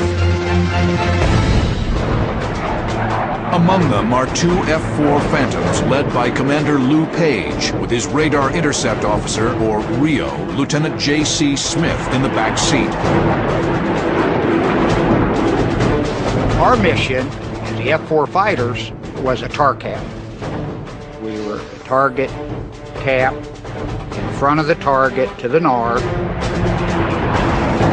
The Target Combat Air Patrol stays close to the target to intercept hostile enemy aircraft. Page and Smith's wingman is Lieutenant Dave Batson with his RIO, Lieutenant Commander Rob DeRemus. These aviators from the USS Midway have a date with destiny. On this mission, they will score the first MiG kills of the Vietnam War. The attack boys had done their thing. They had just called feet wet, and I said, let's make one more orbit. And we were about 12,000 feet, maybe 13,000 feet. And we turn the orbit, and just as we sweep about 360 with the nose of the airplane, two targets pop up. That's good. Now, was it Navy? I don't think so. We didn't have that many Navy out there. Was it Air Force? Oh, I don't know, but I'm hoping. We got to look at it. This early in the war, there is no way to ID the contacts electronically. They'll have to get a visual. The bogies are at 11 o'clock, 2,000 feet up, range 32 miles. Page and Smith begin the shadow boxing by making a slight turn to the right, coaxing the bogies to turn towards them. The Americans curve away, but the bogies don't bite. The Phantoms roll back to the left, taking a more aggressive tack. What do I want to happen? I want those MiGs to turn into me. Fingernail trick. Right now you can't see if my fingernails are dirty. If he turns into me, you can see if my fingernails are dirty. Smith orders Batson and DeRemus into a trail position. They whoop, drop back. Didn't say how far. He knew he should be 1.5 miles to 2 miles behind us in trail. In the front, Page and Smith will gain positive visual ID on the bogies. Batson and DeRemus will target the lead contact on radar and fire as soon as it is confirmed hostile. Page and Smith will target the second bogie. Going in, then I go to ICS, intercom. I said, Lou, it should be right on your nose. Right on your nose, just slightly above. I didn't want to put him on the nose and put him under it.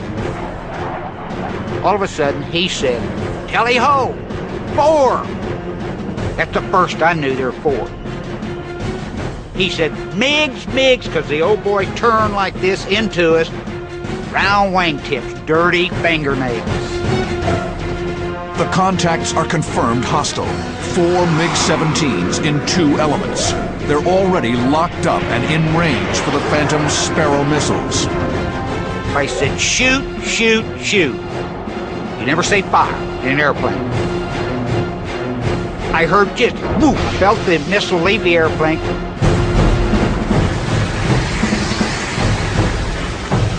Page and Smith's missile slams into the MiG-17.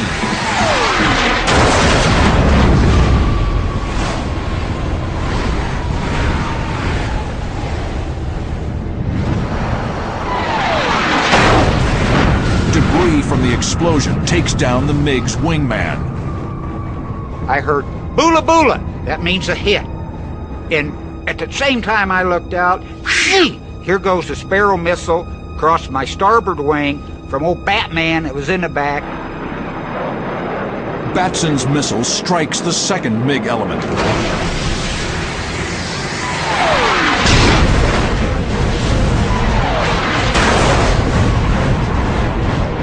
Again, debris knocks out the wingman.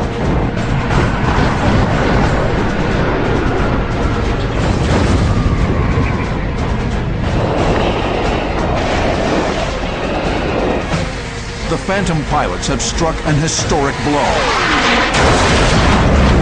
The war's first kills of North Vietnamese MiGs.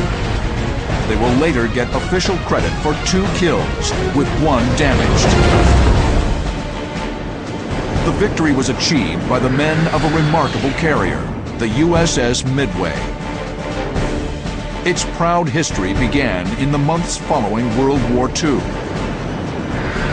During World War II, the aircraft carrier came to prominence amongst navies because its offensive reach was so much greater and more powerful than any other type of platform, including the battleship. When launched in September 1945, Midway was the epitome of a World War II carrier. But the race of technology would demand vast changes. Jet aviation posed a severe challenge to carrier aviation as it was at the end of World War II. Jet aircraft are heavier, they require more power to launch, they require more space to recover because of faster landing speeds. In 1955, Midway was rebuilt with several jet-age innovations. The steam catapult to launch heavier aircraft, mirrored landing lights, and an angled deck. But it wasn't until March of 1965 in the Vietnam War that the Midway first saw combat. The cruise only lasted 9 months, but it became clear Midway again needed upgrades to accommodate the rigors of an air war over Indochina. She was decommissioned in February 1966 and spent the next 4 years undergoing the most extensive modernization effort the Navy had attempted up to that time. After a 4-year rebuild on the Midway, the Navy got a brand new carrier out of the deal. She went from a 2.8-acre flight deck to nearly 4 acres in flight deck. She could handle any of the aircraft that were currently on the Navy's drawing boards and was able to operate for extended periods of time and function every bit as efficiently as her large deck sisters. Midway is again ready to do battle over North Vietnam.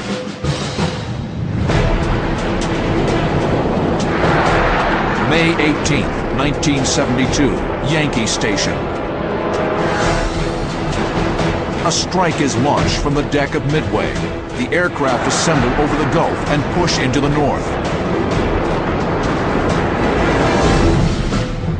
They'll target North Vietnamese infrastructure in the Haiphong area, part of an intense air campaign to stem the recent invasion of South Vietnam. Flying as part of the mission's combat air patrol are two F-4 Phantoms, led by Lieutenant Henry Bart Bartholomew with his Rio, Lieutenant Orrin Brown. I got put on the mission that afternoon as a spare aircraft. The lead aircraft had hydraulic problems on the catapult, so it had to be taxied off the catapult. We were launched consequently. Bartholomew's wingman is Lieutenant Pat Arwood, with his backseater, Lieutenant Mike Taco Bell. Our mission was to position ourselves between Haiphong and Kemp Airfield to interdict any MiGs that might challenge the strike force. Our mantra became MiGs in May for Midway. And we had that written on the blackboard in the ready room in big letters, and so we were all convinced that we were going to do it. As the Phantoms approach Kemp Airfield, their radio crackles to life. Bandits in the area.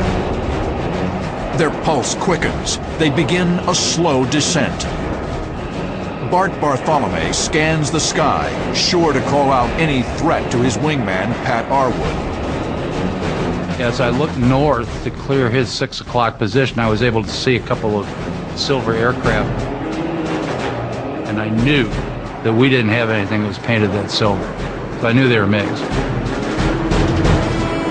The Phantoms prepare for combat.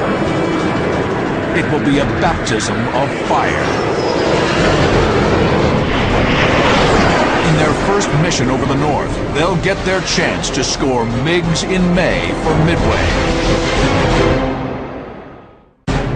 May 18th, 1972. Two F-4 Phantom crews from the USS Midway are about to taste air combat over North Vietnam for the first time.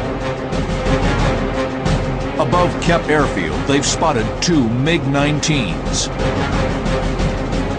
We took off after him. I wanted Pat to be about 3,000 feet above me and cover me as I went down after him. Arwood pitches up. Bartholomew noses down and banks right.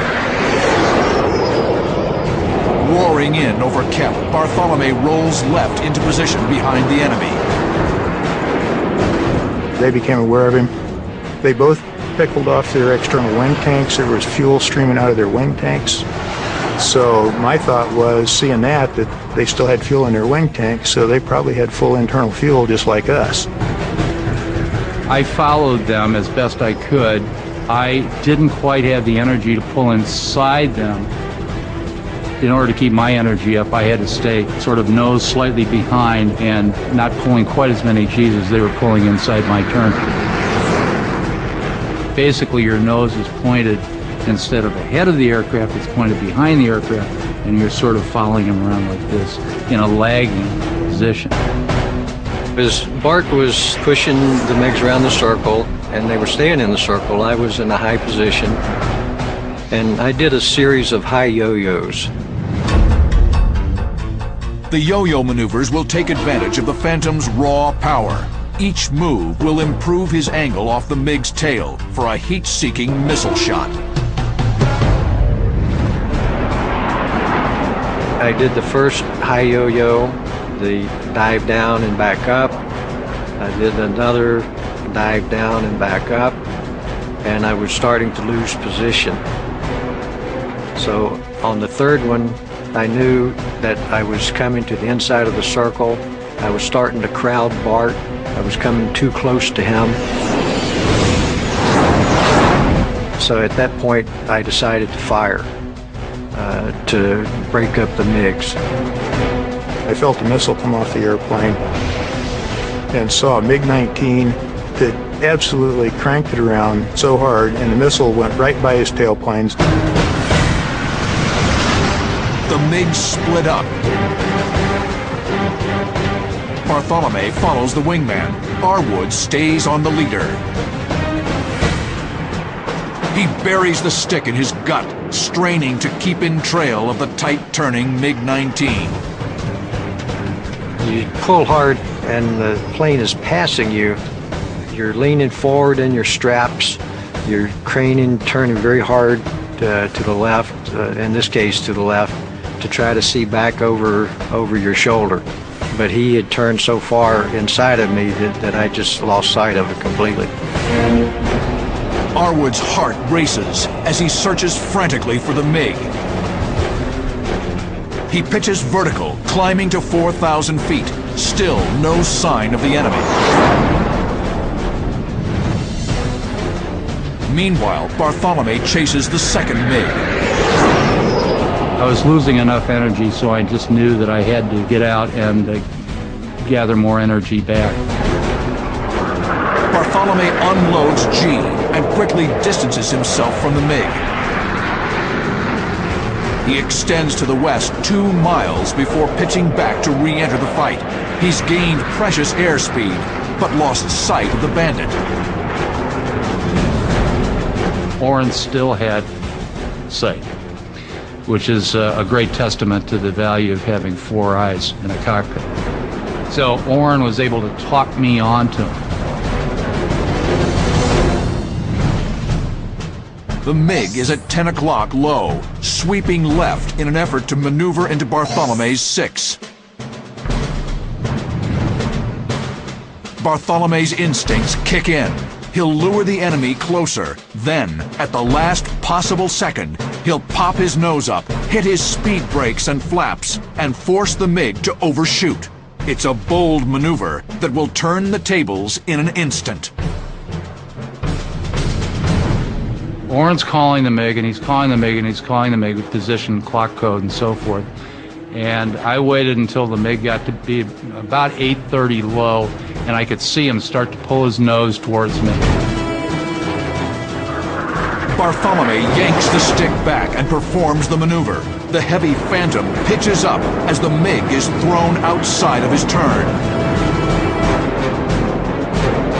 So I popped my speed brakes and my flaps for about 5 seconds.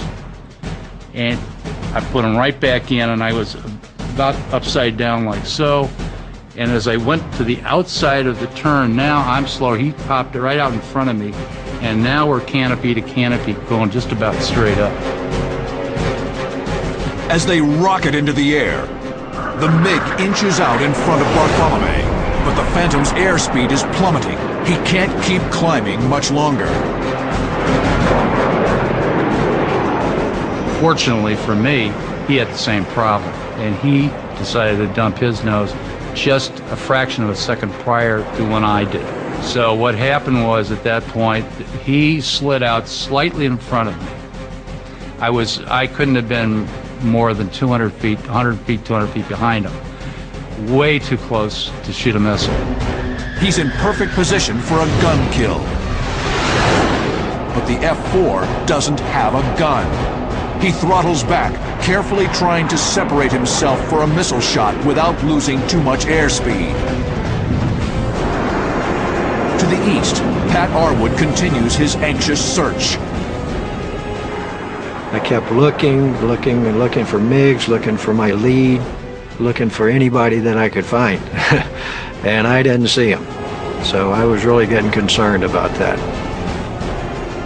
I looked down and I see the runway at Kep Airfield with all these bomb craters that had been patched. And I'm thinking, if we go down here, it's not going to be real friendly.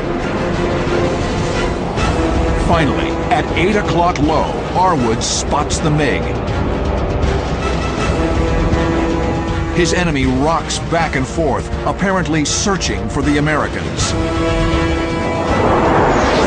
I was very impressed to see him at such low altitude doing those wing rolls. I was almost directly over him, so I actually eased my turn and flew ahead a little bit as he continued to turn. Then I overbanked, maybe 130 degrees of bank, and started pulling my nose down toward him. The Phantom swoops in on his unsuspecting prey. It looks like Arwood will have an easy kill. But abruptly, the MiG brakes.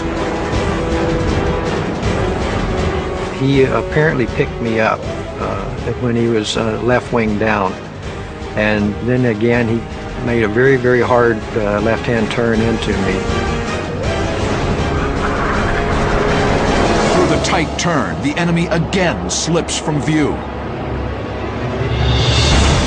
But suddenly, Bart Bartholomew roars into the fight. Bartholomew is chasing his MiG here. Arwood is here. His MiG has slipped out of view here. As Bartholomew flies past, Arwood's MiG will turn in pursuit. Bartholomew thunders through. Arwood's MiG rolls right. He reversed and then crossed across my nose. And as he crossed, then I was able to roll back into a perfect firing position. He was slightly above the horizon. I was maybe 10 degrees off his tail. The MiG's concern for his fellow pilot is his undoing. Arwood fires. It just came within maybe 10 feet or so to the right side of his tail, and it detonated. But initially it didn't appear to be any damage to the plane. Pat says, "Geez, I missed." And about just as he said that, this big silver piece of fuselage came off. Looked out, boom. I see the MiG-19 up there, and a heavy wing rock, canopy comes off, and a seat comes out, and poof, here's this guy in the chute. Arwood's MiG disintegrates just behind Bartholomew. Seconds later, Bartholomew gets good tone on his heat-seeking Sidewinder. His finger closes around the trigger.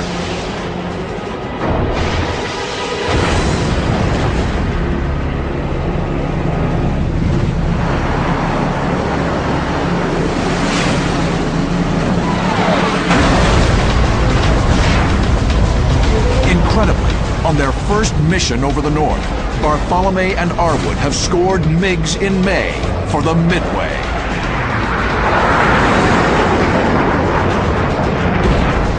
Here we were, both of us. All we had to do is make a 90-degree starboard turn, and we were right there in combat spread, 3/4 mile apart, and we were heading east, and we were heading out.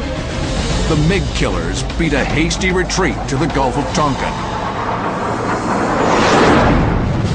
The MiG kills are only a small part of Midway's contribution to the air war over Vietnam on its third combat cruise.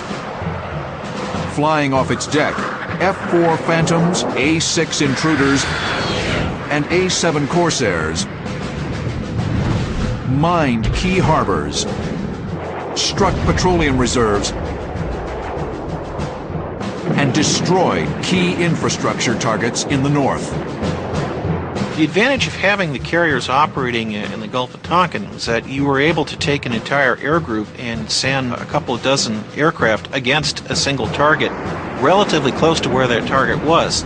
So you would minimize the amount of warning that the air defense network the North Vietnamese had to react to that. Midway continued daily combat operations over the north through the end of May. And just 6 days after Bartholomew and Arwood's dogfight, another pair of Phantoms will find themselves in the most perilous situation American airmen can face: a perfectly executed North Vietnamese ambush.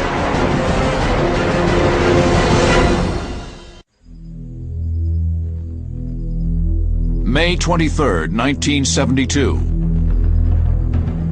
Two F-4 Phantoms from USS Midway soar over the North Vietnamese countryside. They're flying combat air patrol for a strike against targets in Hai Phong, part of the continued effort to cripple the invasion of South Vietnam. The flight lead is Lieutenant Commander Muggs McEwen, with his Rio, Lieutenant Jack Ench. Muggs and I don't know, we kind of hit it off early on. We had a sort of a warped sense of humor between us in the cockpit.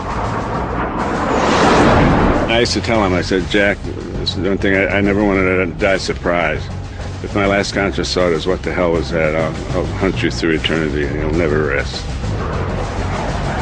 Flying off Muggs's wing is Lieutenant Mike Rabb, with his Rio, Lieutenant Junior Grade Ken Crandall. As they descend towards their cap station, their radio crackles to life. Immediately called them and said, we have a vector for bandits, 278, 70 miles. And Jack said, Roger. I said, Jack, did he say bandits? He said, yeah, I think he did. I said, confirm bandits. He said, hey, Oswald, this is Bullet.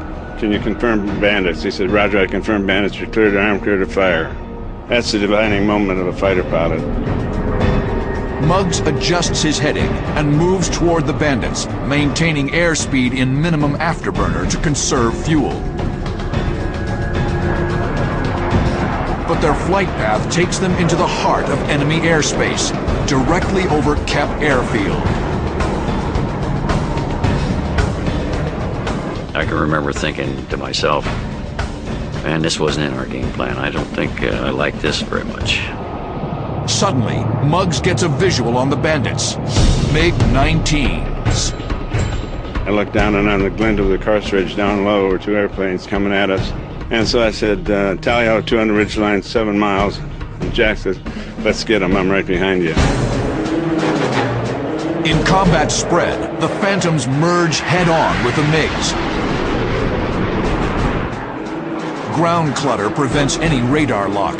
This dogfight will be decided the old-fashioned way. Fearless, the enemy streaks through the American formation. We had our fangs out, and oh boy, here's a quick kill. We're going to get these guys. Muggs calls for a cross turn. You pull up and then you go this vertically and come back. That's a way of reversing course, and then you can keep your eye on the target. Muggs goes high. Rab goes low.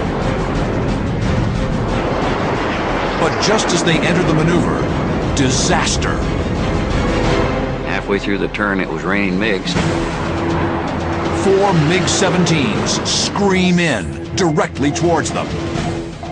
I said, oh, God. That's when I said they just called the bet and they raised us about 4. And I said, well, Jack, let's go. And I said, it's going to be homicide. The Soviet-built MiG-17 is a swift and formidable opponent in close-quarters combat. At low speed, it can easily outturn the Navy F-4 Phantoms.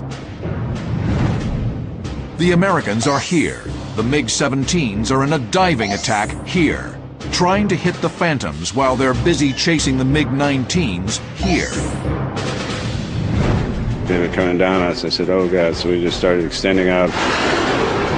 The lead MiG-17 roars past Muggs, canopy to canopy. It passed so close that, I mean, you could feel the airplane pass by. Muggs will move aggressively against the MiGs. He'll use a classic air combat maneuver called a low yo-yo. He'll rudder down, then pull the nose up, cutting inside the MiG's turn and increasing his airspeed. Muggs stomps the rudder, heart pounding. He breathes in ragged gasps through the crushing maneuver. As he pulls his nose through the horizon, he spots a MiG-19 just in front of him. He smoothly switches targets, the best strategy when surrounded by enemies. Muggs's best option for a shot is to barrel roll to the outside, improving his angle off the MiG's tail.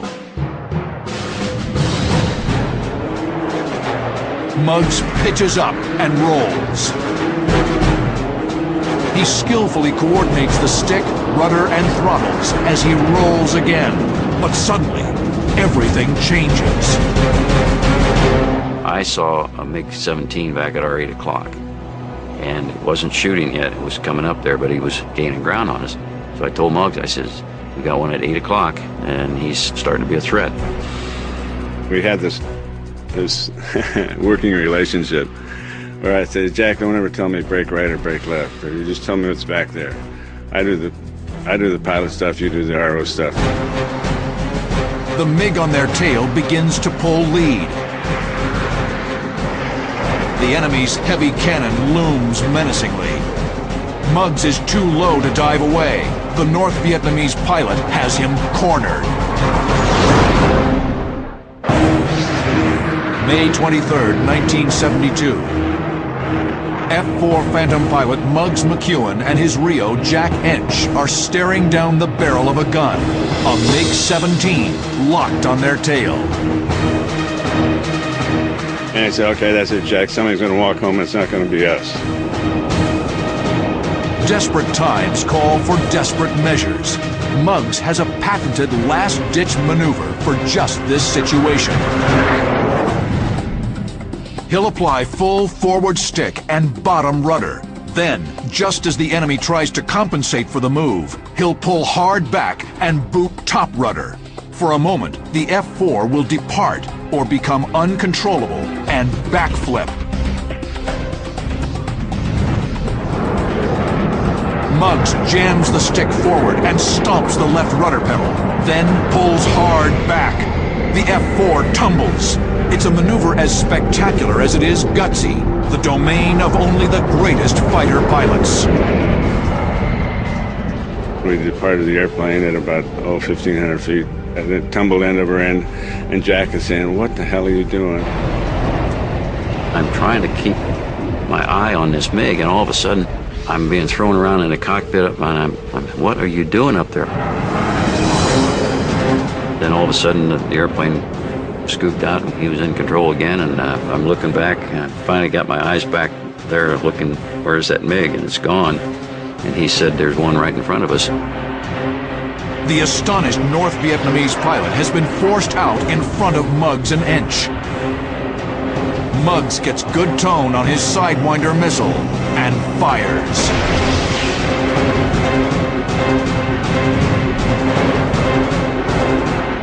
MiG-17 could turn on a dime, and he defeated the missile's tracking solution. So one of our Sidewinders was gone. We had 3 left. The MiG-17 stays in his right turn, but Muggs can't pursue. He barrel rolls. With so many MiGs, he must keep moving, never sticking with one target for long. Just trying to keep my energy up and keep from being predictable. Muggs rolls out with another MiG-17 just off his nose.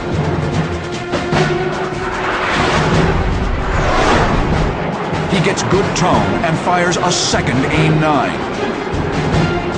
But again, the tight-turning MiG defeats the missile lock. This time, well, this is probably on TV, so we won't say the words we were saying in the cockpit, but we were very frustrated at this point.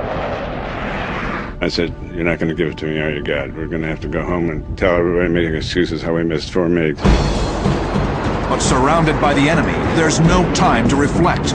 The punishing fight goes on. I'm checking back, and all of a sudden I see one at 4 o'clock, and this guy had made ground on us, and he was up there, and he was actually starting to shoot his 37mm cannon at us. And I called him Muggs. I said, 4 o'clock, tracking and shooting. And he looked back on it like that and said, holy expletive. Orange tracers rip past the canopy. Muggs breaks hard into the attack. When suddenly, the MiG ceases fire. He just pulled out in front of me here like this, and I looked up, and from my time in the MiG-17, it just went, you can't see me. Muggs has managed to slip into the MiG's blind spot under its nose. To turn the tables, he'll chop the throttle, push forward on the stick, and open the speed brakes. The gut-wrenching negative G maneuver and loss of speed will force the MiG out in front of him. It's another brilliant move by a brilliant pilot.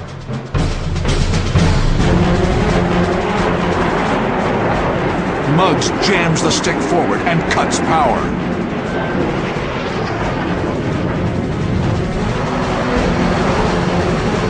The Bandit screams by in front of the Phantom. It was about 50 feet away from his cockpit, where we could pick that guy out of a police lineup.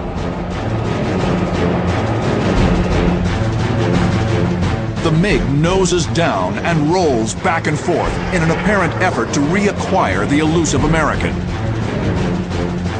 For the third time, Muggs gets good tone on his enemy and fires a sidewinder. He broke into the missile. I said, oh, God, we missed again. And I was feeling the depths of despair, and all of a sudden his tail came off. I saw the missile go by the airplane, and I saw it go off, and I think it was proximity fuse. A piece of the airplane went off, and then pretty soon, the explosion, we saw the guy eject. So that was our first kill. After 5 agonizing minutes of superhuman maneuvering, Muggs and Ench have a kill. But there's no time to celebrate. They spot their wingman, Mike Rabb, in the weeds with a MiG in hot pursuit. I'm turning left and I see Mike Rabb.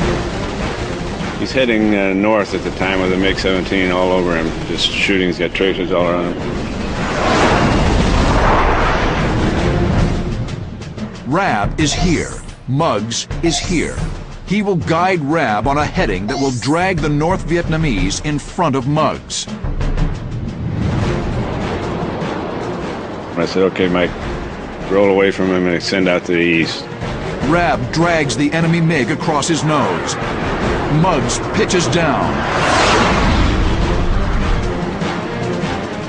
The expert MiG killer easily swings in on his enemy's 6. The MiG's tailpipe glows crimson just off his nose, a perfect target against the empty sky. Muggs fires his 4th sidewinder of the day. The missile tracks straight and true.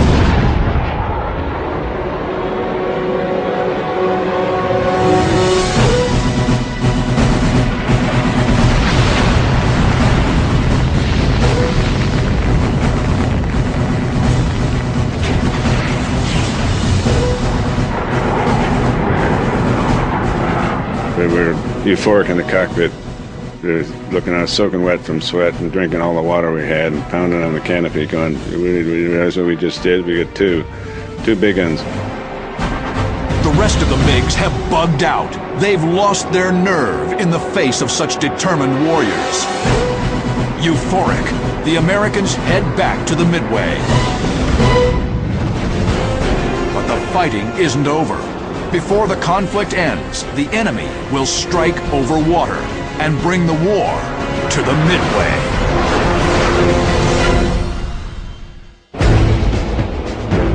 January 12, 1973, the closing days of the Vietnam War. 2 Navy Phantoms catapult from Midway into an overcast sky.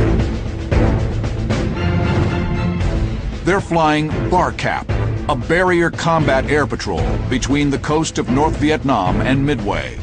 They'll intercept any MiGs that head out over the water towards American ships in the Gulf. Flying lead is Lieutenant Vic Kovaleski and his Rio, Jim Wise. Flying off his wing is Lieutenant Pat Arwood with his Rio, Ensign Lynn Oates.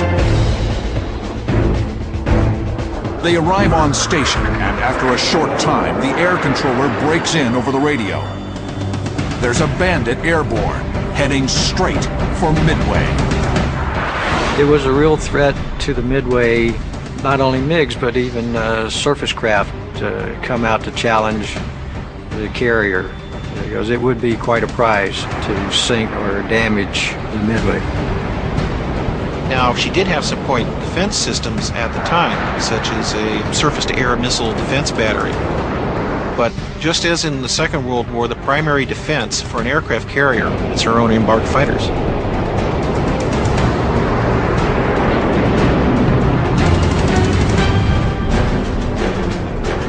The air controller vectors them in the direction of the enemy MiG. As we were descending, Vic picked him up. It was about 11 o'clock position, and we were down in the 10,000 foot range. The MiG was maybe 12 miles or so. The MiG is heading toward the Americans. At 2 miles, the North Vietnamese spots the big Phantoms and makes an about face. The MiG appeared to be heading toward us, but he very quickly reversed course and started heading due north. The communist pilot is in no mood to fight. Kowaleski pitches up and cuts back right to improve his angle off the MiG's tail. The powerful Phantom closes on its prey. The MiG breaks right to shake his pursuer. Kowaleski and Arwood must be cautious.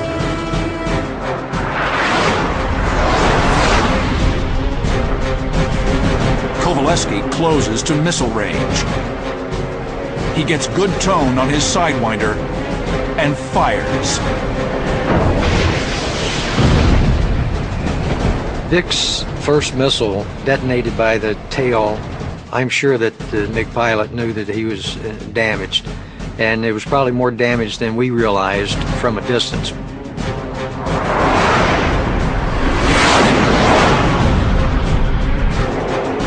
Kowaleski fires another Sidewinder.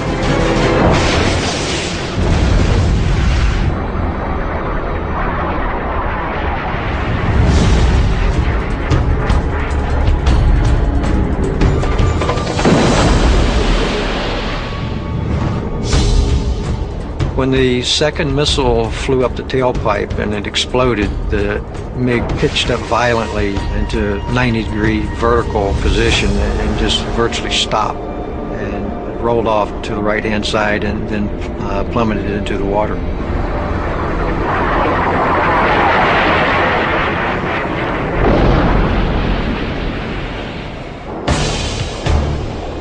This will prove to be the last MiG kill of the Vietnam War.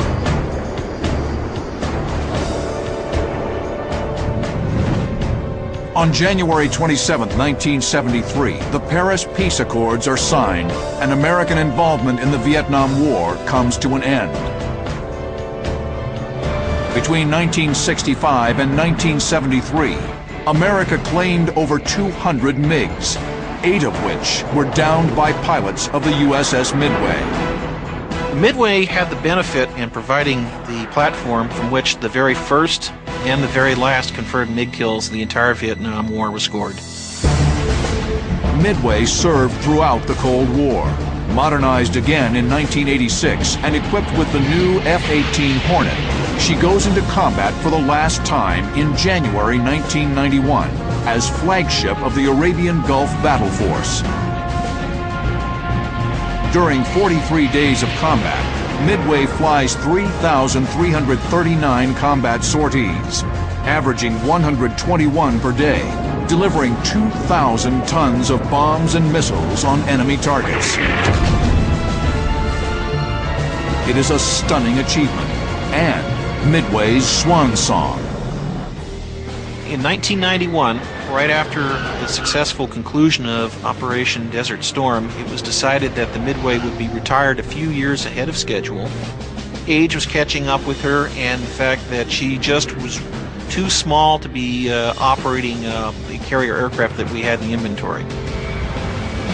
After 47 years of service, Midway is decommissioned at Naval Air Station North Island, San Diego, April 11, 1992. As testament to her proud service in Vietnam and the Persian Gulf, she was spared the scrapyard. It is now a museum in San Diego and is available for public viewing to look at a ship that basically was a milestone in carrier aviation history. It is a fitting legacy for the men and women who served on Midway and the bold airmen who launched from her deck. Men who flew into hostile skies,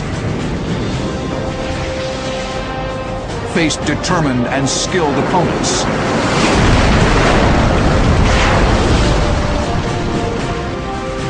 and returned to Midway as MiG killers.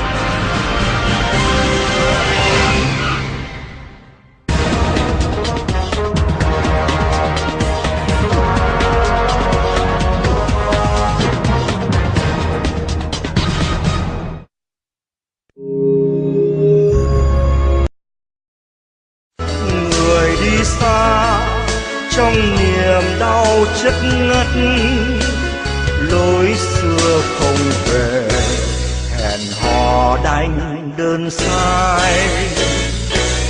Ôi người đi chiều sơn la, mưa rơi nhòa nước mắt. Người đi xa trong niềm đau chất ngất, lối xưa không về, hẹn hò đành đơn sai. Ôi người đi về đâu khi nắng chiều phai, nắng úa xót xa thương người, chiều nào gục ngã trên đồi. Chim ru nhau về rừng ru anh ngủ mãi, hình hài tan theo cỏ cháy, với người kiệt sức buông tay. Anh ở đây, anh ở đây,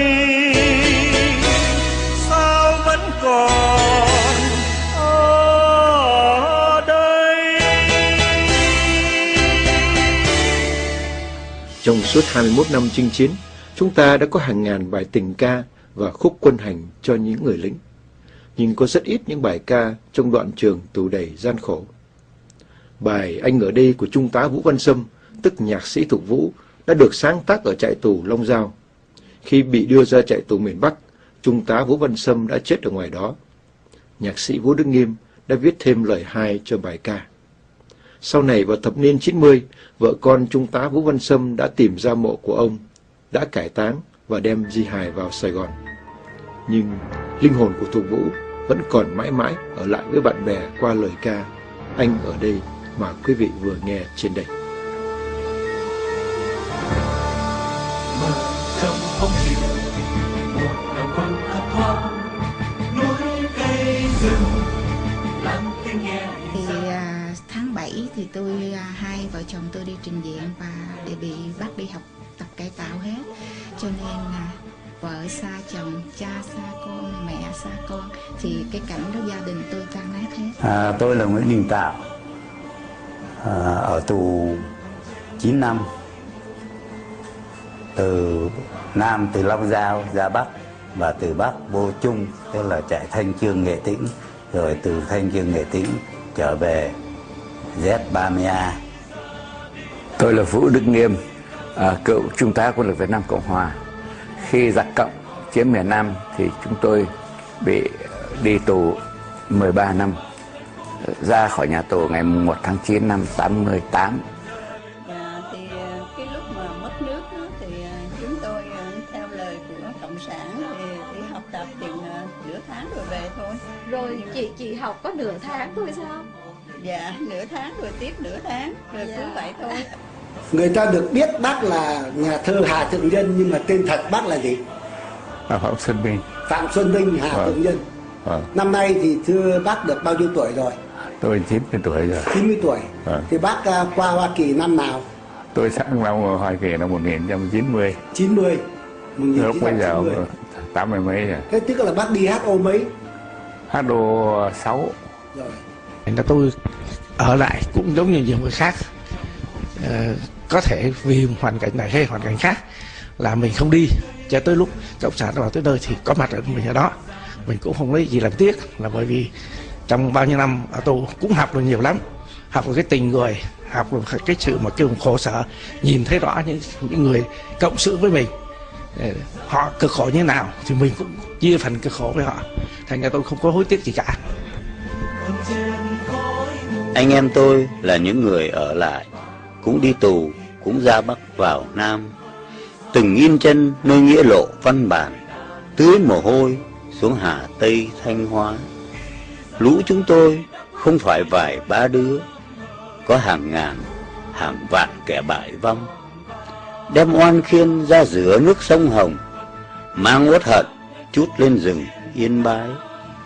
Đứa gục xuống bón cây rừng Bắc Thái, cho lá xanh, cho rừng cội đơm hoa. Đứa truyền giao chính nghĩa khắp Nam Hà, cho lẽ phải sáng bừng trong đêm tối. Sức chúng tôi cũng mỏi mòn vì đói, kiếp lưu đày quên hết cả nhân sinh. Tiếc nuối gì đâu những buổi đăng trình, nuốt tủi nhục ôm riêng mình hệ lụy. Khi xa cơ trong kiếp sơn đầu khiếu, có ai đem thành bại luận anh hùng. Lũ chúng ta còn nợ nghiệp kiếm cung, chưa trả được nên suốt đời ân hận. Bài thơ trên do chính tác giả đọc cho chúng tôi thu âm. Ông là Trung tá Nguyễn Đình Tạo, tức nhà thơ Đông Anh.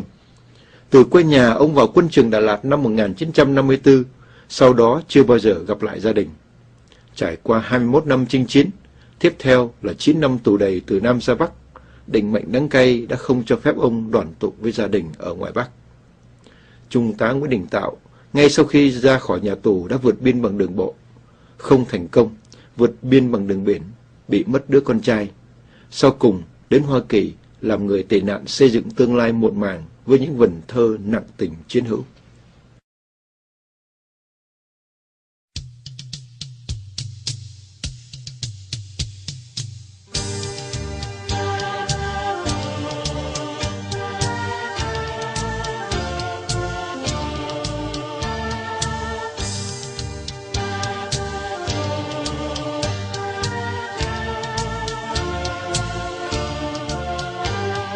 Giặc từ miền Bắc vô đây, bàn tay như màu đồng bào.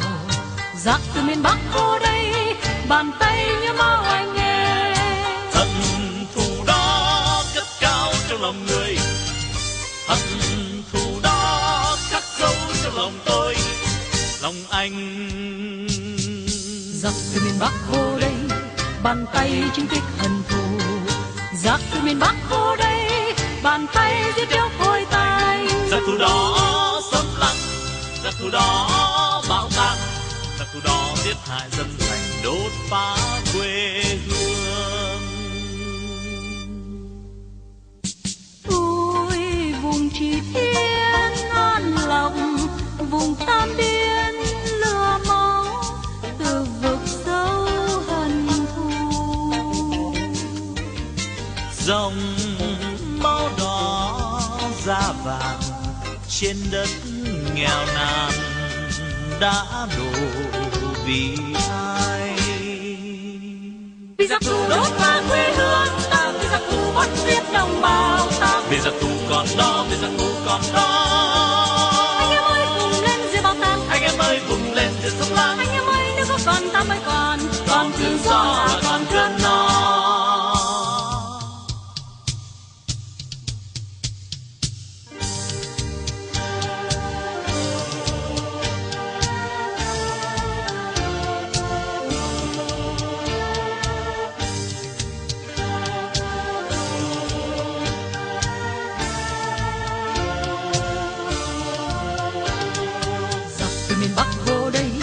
Bàn tay như máu đồng bào.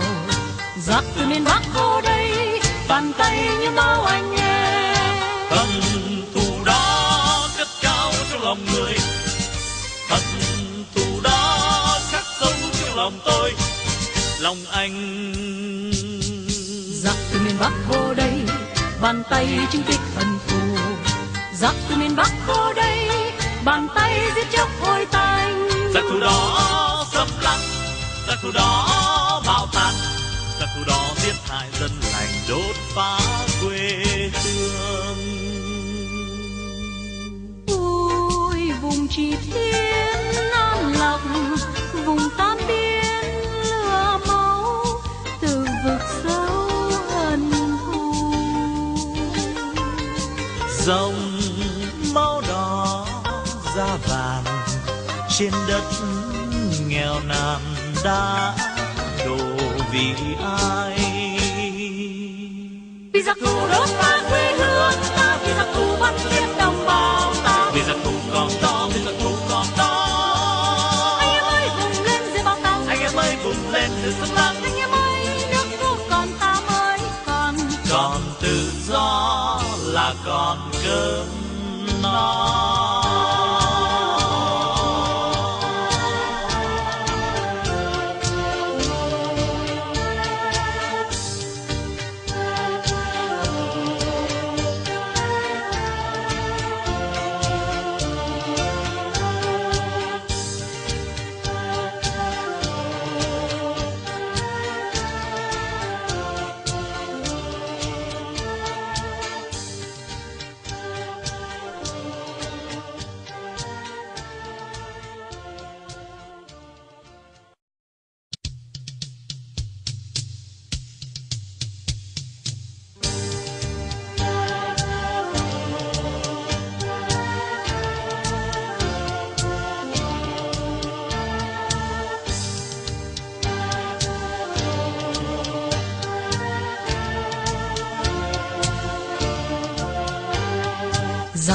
Bắc vô đây, bàn tay như màu đồng bào.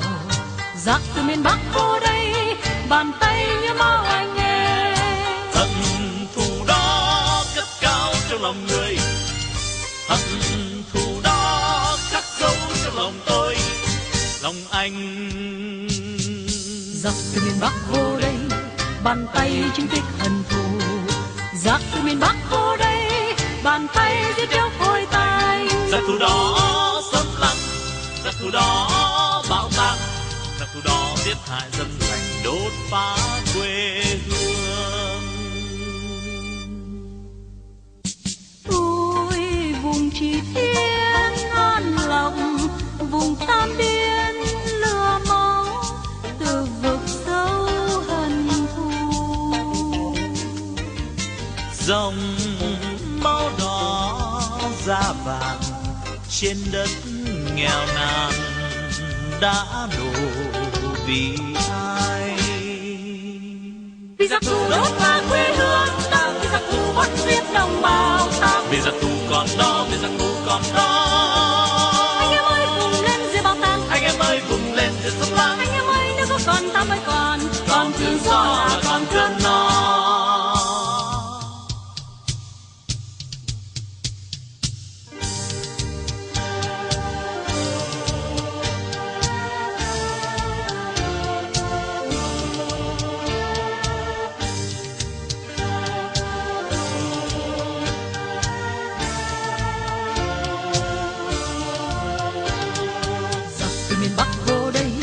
Bàn tay như máu đồng bào. Giặc từ miền Bắc vô đây, bàn tay như máu anh nghe. Hận thù đó cất cao trong lòng người, hận thù đó khắc sâu trong lòng tôi, lòng anh. Giặc từ miền Bắc vô đây, bàn tay chứng tích hận thù. Giặc từ miền Bắc vô đây, bàn tay giết chóc hôi tanh. Giặc thù đó xâm lăng, giặc thù đó bạo tàn, giặc thù đó giết hại dân lành, đốt phá quê hương. Ôi vùng Chỉ Thiên an lòng, vùng Tam Biên lửa máu, từ vực sâu hận thù. Dòng máu đỏ da vàng trên đất nghèo nàn đã đổ vì ai? Vì giặc thù đốt phá quê hương ta, vì giặc thù bắt giết đồng bào ta, vì giặc thù còn đó, vì giặc thù còn đó. Anh em ơi vùng lên diệt bạo tàn, anh em ơi vùng lên diệt xâm lăng. Anh em ơi nước cứu còn ta mới còn tự do là còn cơm no.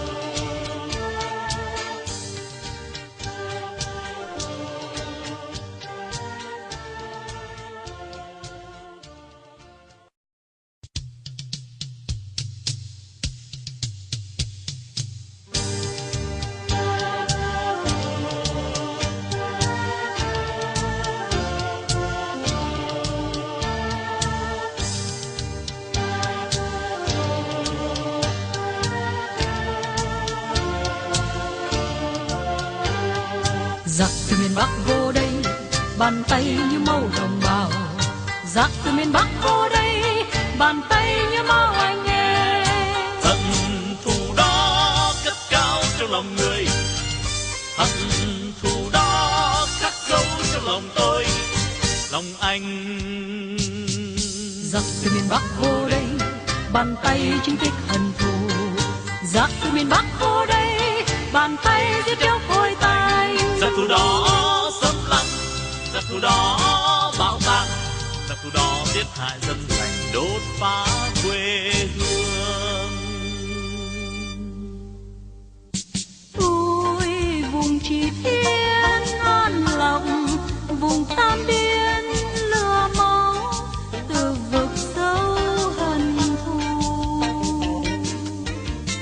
dòng máu đỏ da vàng trên đất nghèo nàn đã đổ vì ai. Vì giặc thù đốt phá quê hương ta, vì giặc thù bắt giết đồng bào ta, vì giặc thù còn đó, vì giặc thù còn đó. Anh em ơi vùng lên dưới bao tang, anh em ơi vùng lên dưới sông Lam. Anh em ơi nếu có còn ta mới còn tự do là còn cơn no.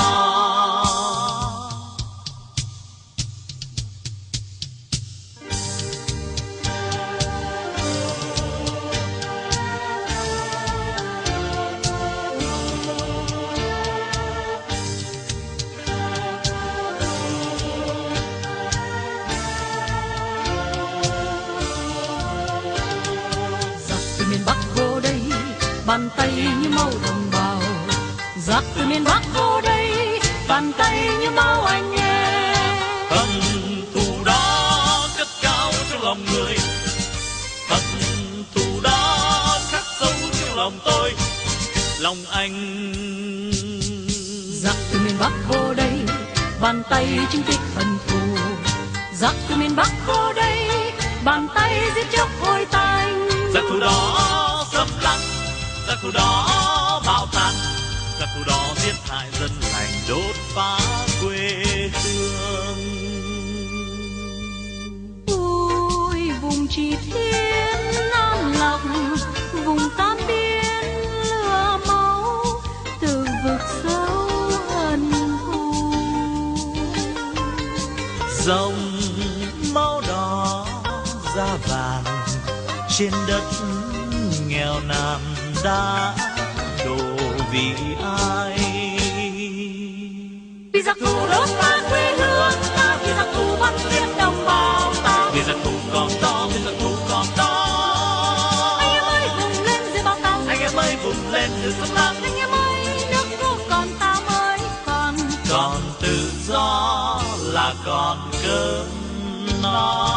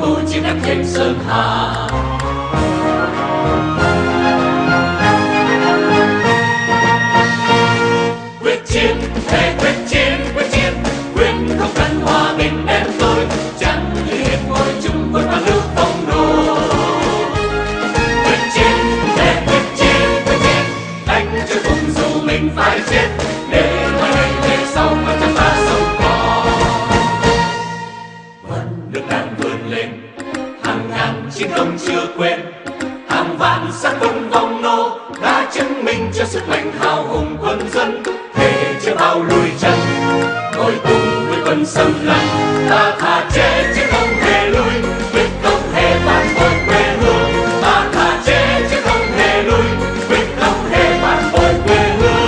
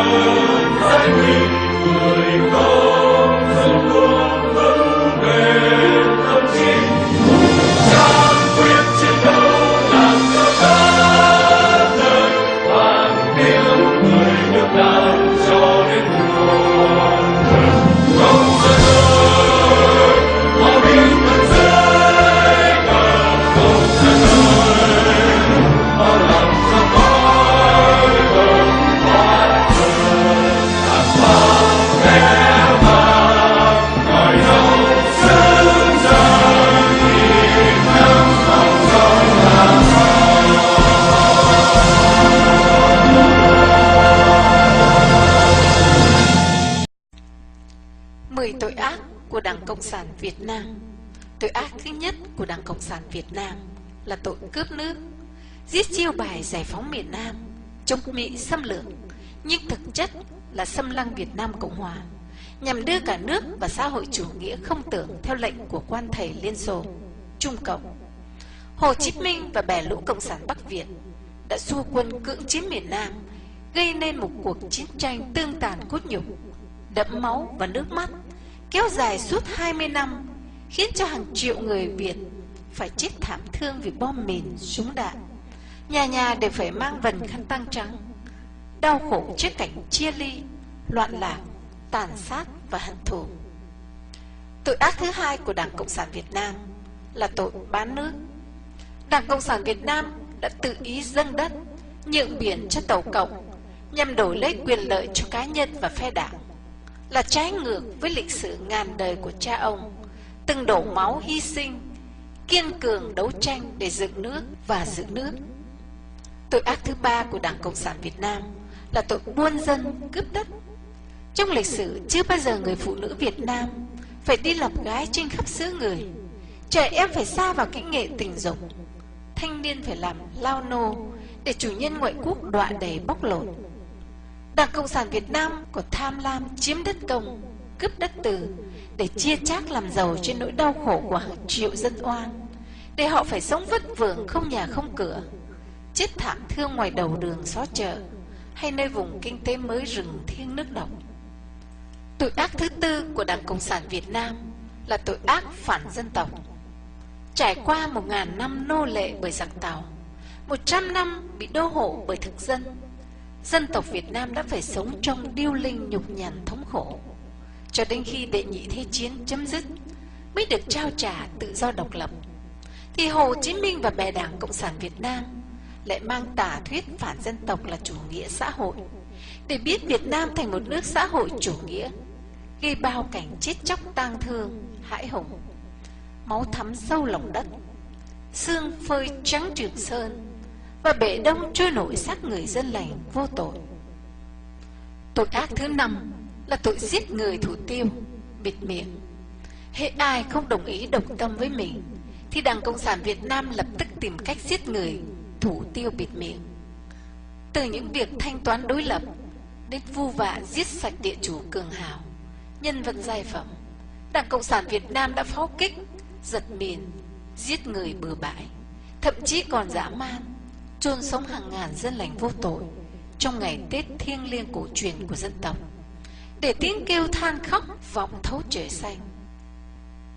Tội ác thứ 6 của Đảng Cộng sản Việt Nam là dùng bạo lực sắt máu áp đặt lên đầu dân tộc Việt, bắt phải theo chủ nghĩa xã hội, từ chối ông bà tổ tiên, từ bỏ niềm tin tôn giáo thiêng liêng, xúc phạm cả đến trời, đến Chúa, đến Phật.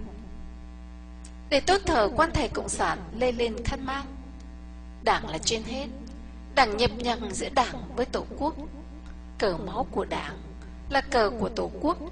Tội ác này là tội ác cưỡng ép mọi người phải vô thần, vô gia đình, vô Tổ quốc, khiến con phải tố cha, vợ tố chồng, anh em sẵn sàng giết hại lẫn nhau vì Bác và Đảng.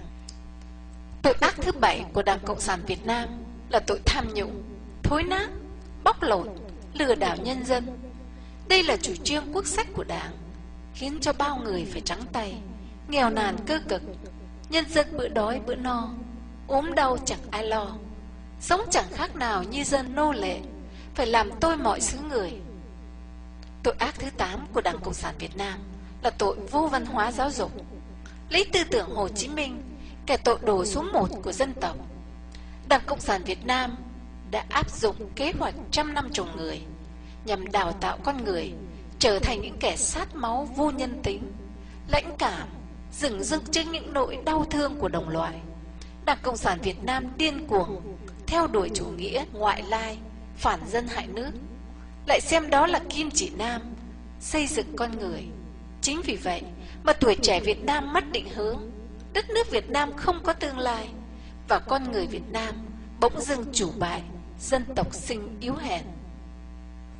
Tội ác thứ 9 là Đảng Cộng sản Việt Nam đã làm cho xã hội mỗi ngày một suy đồi, với chính sách ngu dân để trị, bần cùng hóa nhân dân để dễ bề kìm kẹp, dùng hào nhoáng, ăn chơi trụy lạc che mắt thế gian, lấy phồn vinh giả tạo để mị dân. Từ đó hú giàu nghèo cách biệt, không công việc làm, trai sinh ra trộm cướp giết người, ma túy xì ke đầy rẫy, phụ nữ thì đứng đường bán thân nuôi miệng, giang hồ phiêu bạt, làm dâu xứ người, mang nỗi nhục quốc thể. Tội ác thứ 10 của Đảng Cộng sản Việt Nam là khôn nhà dại chợ.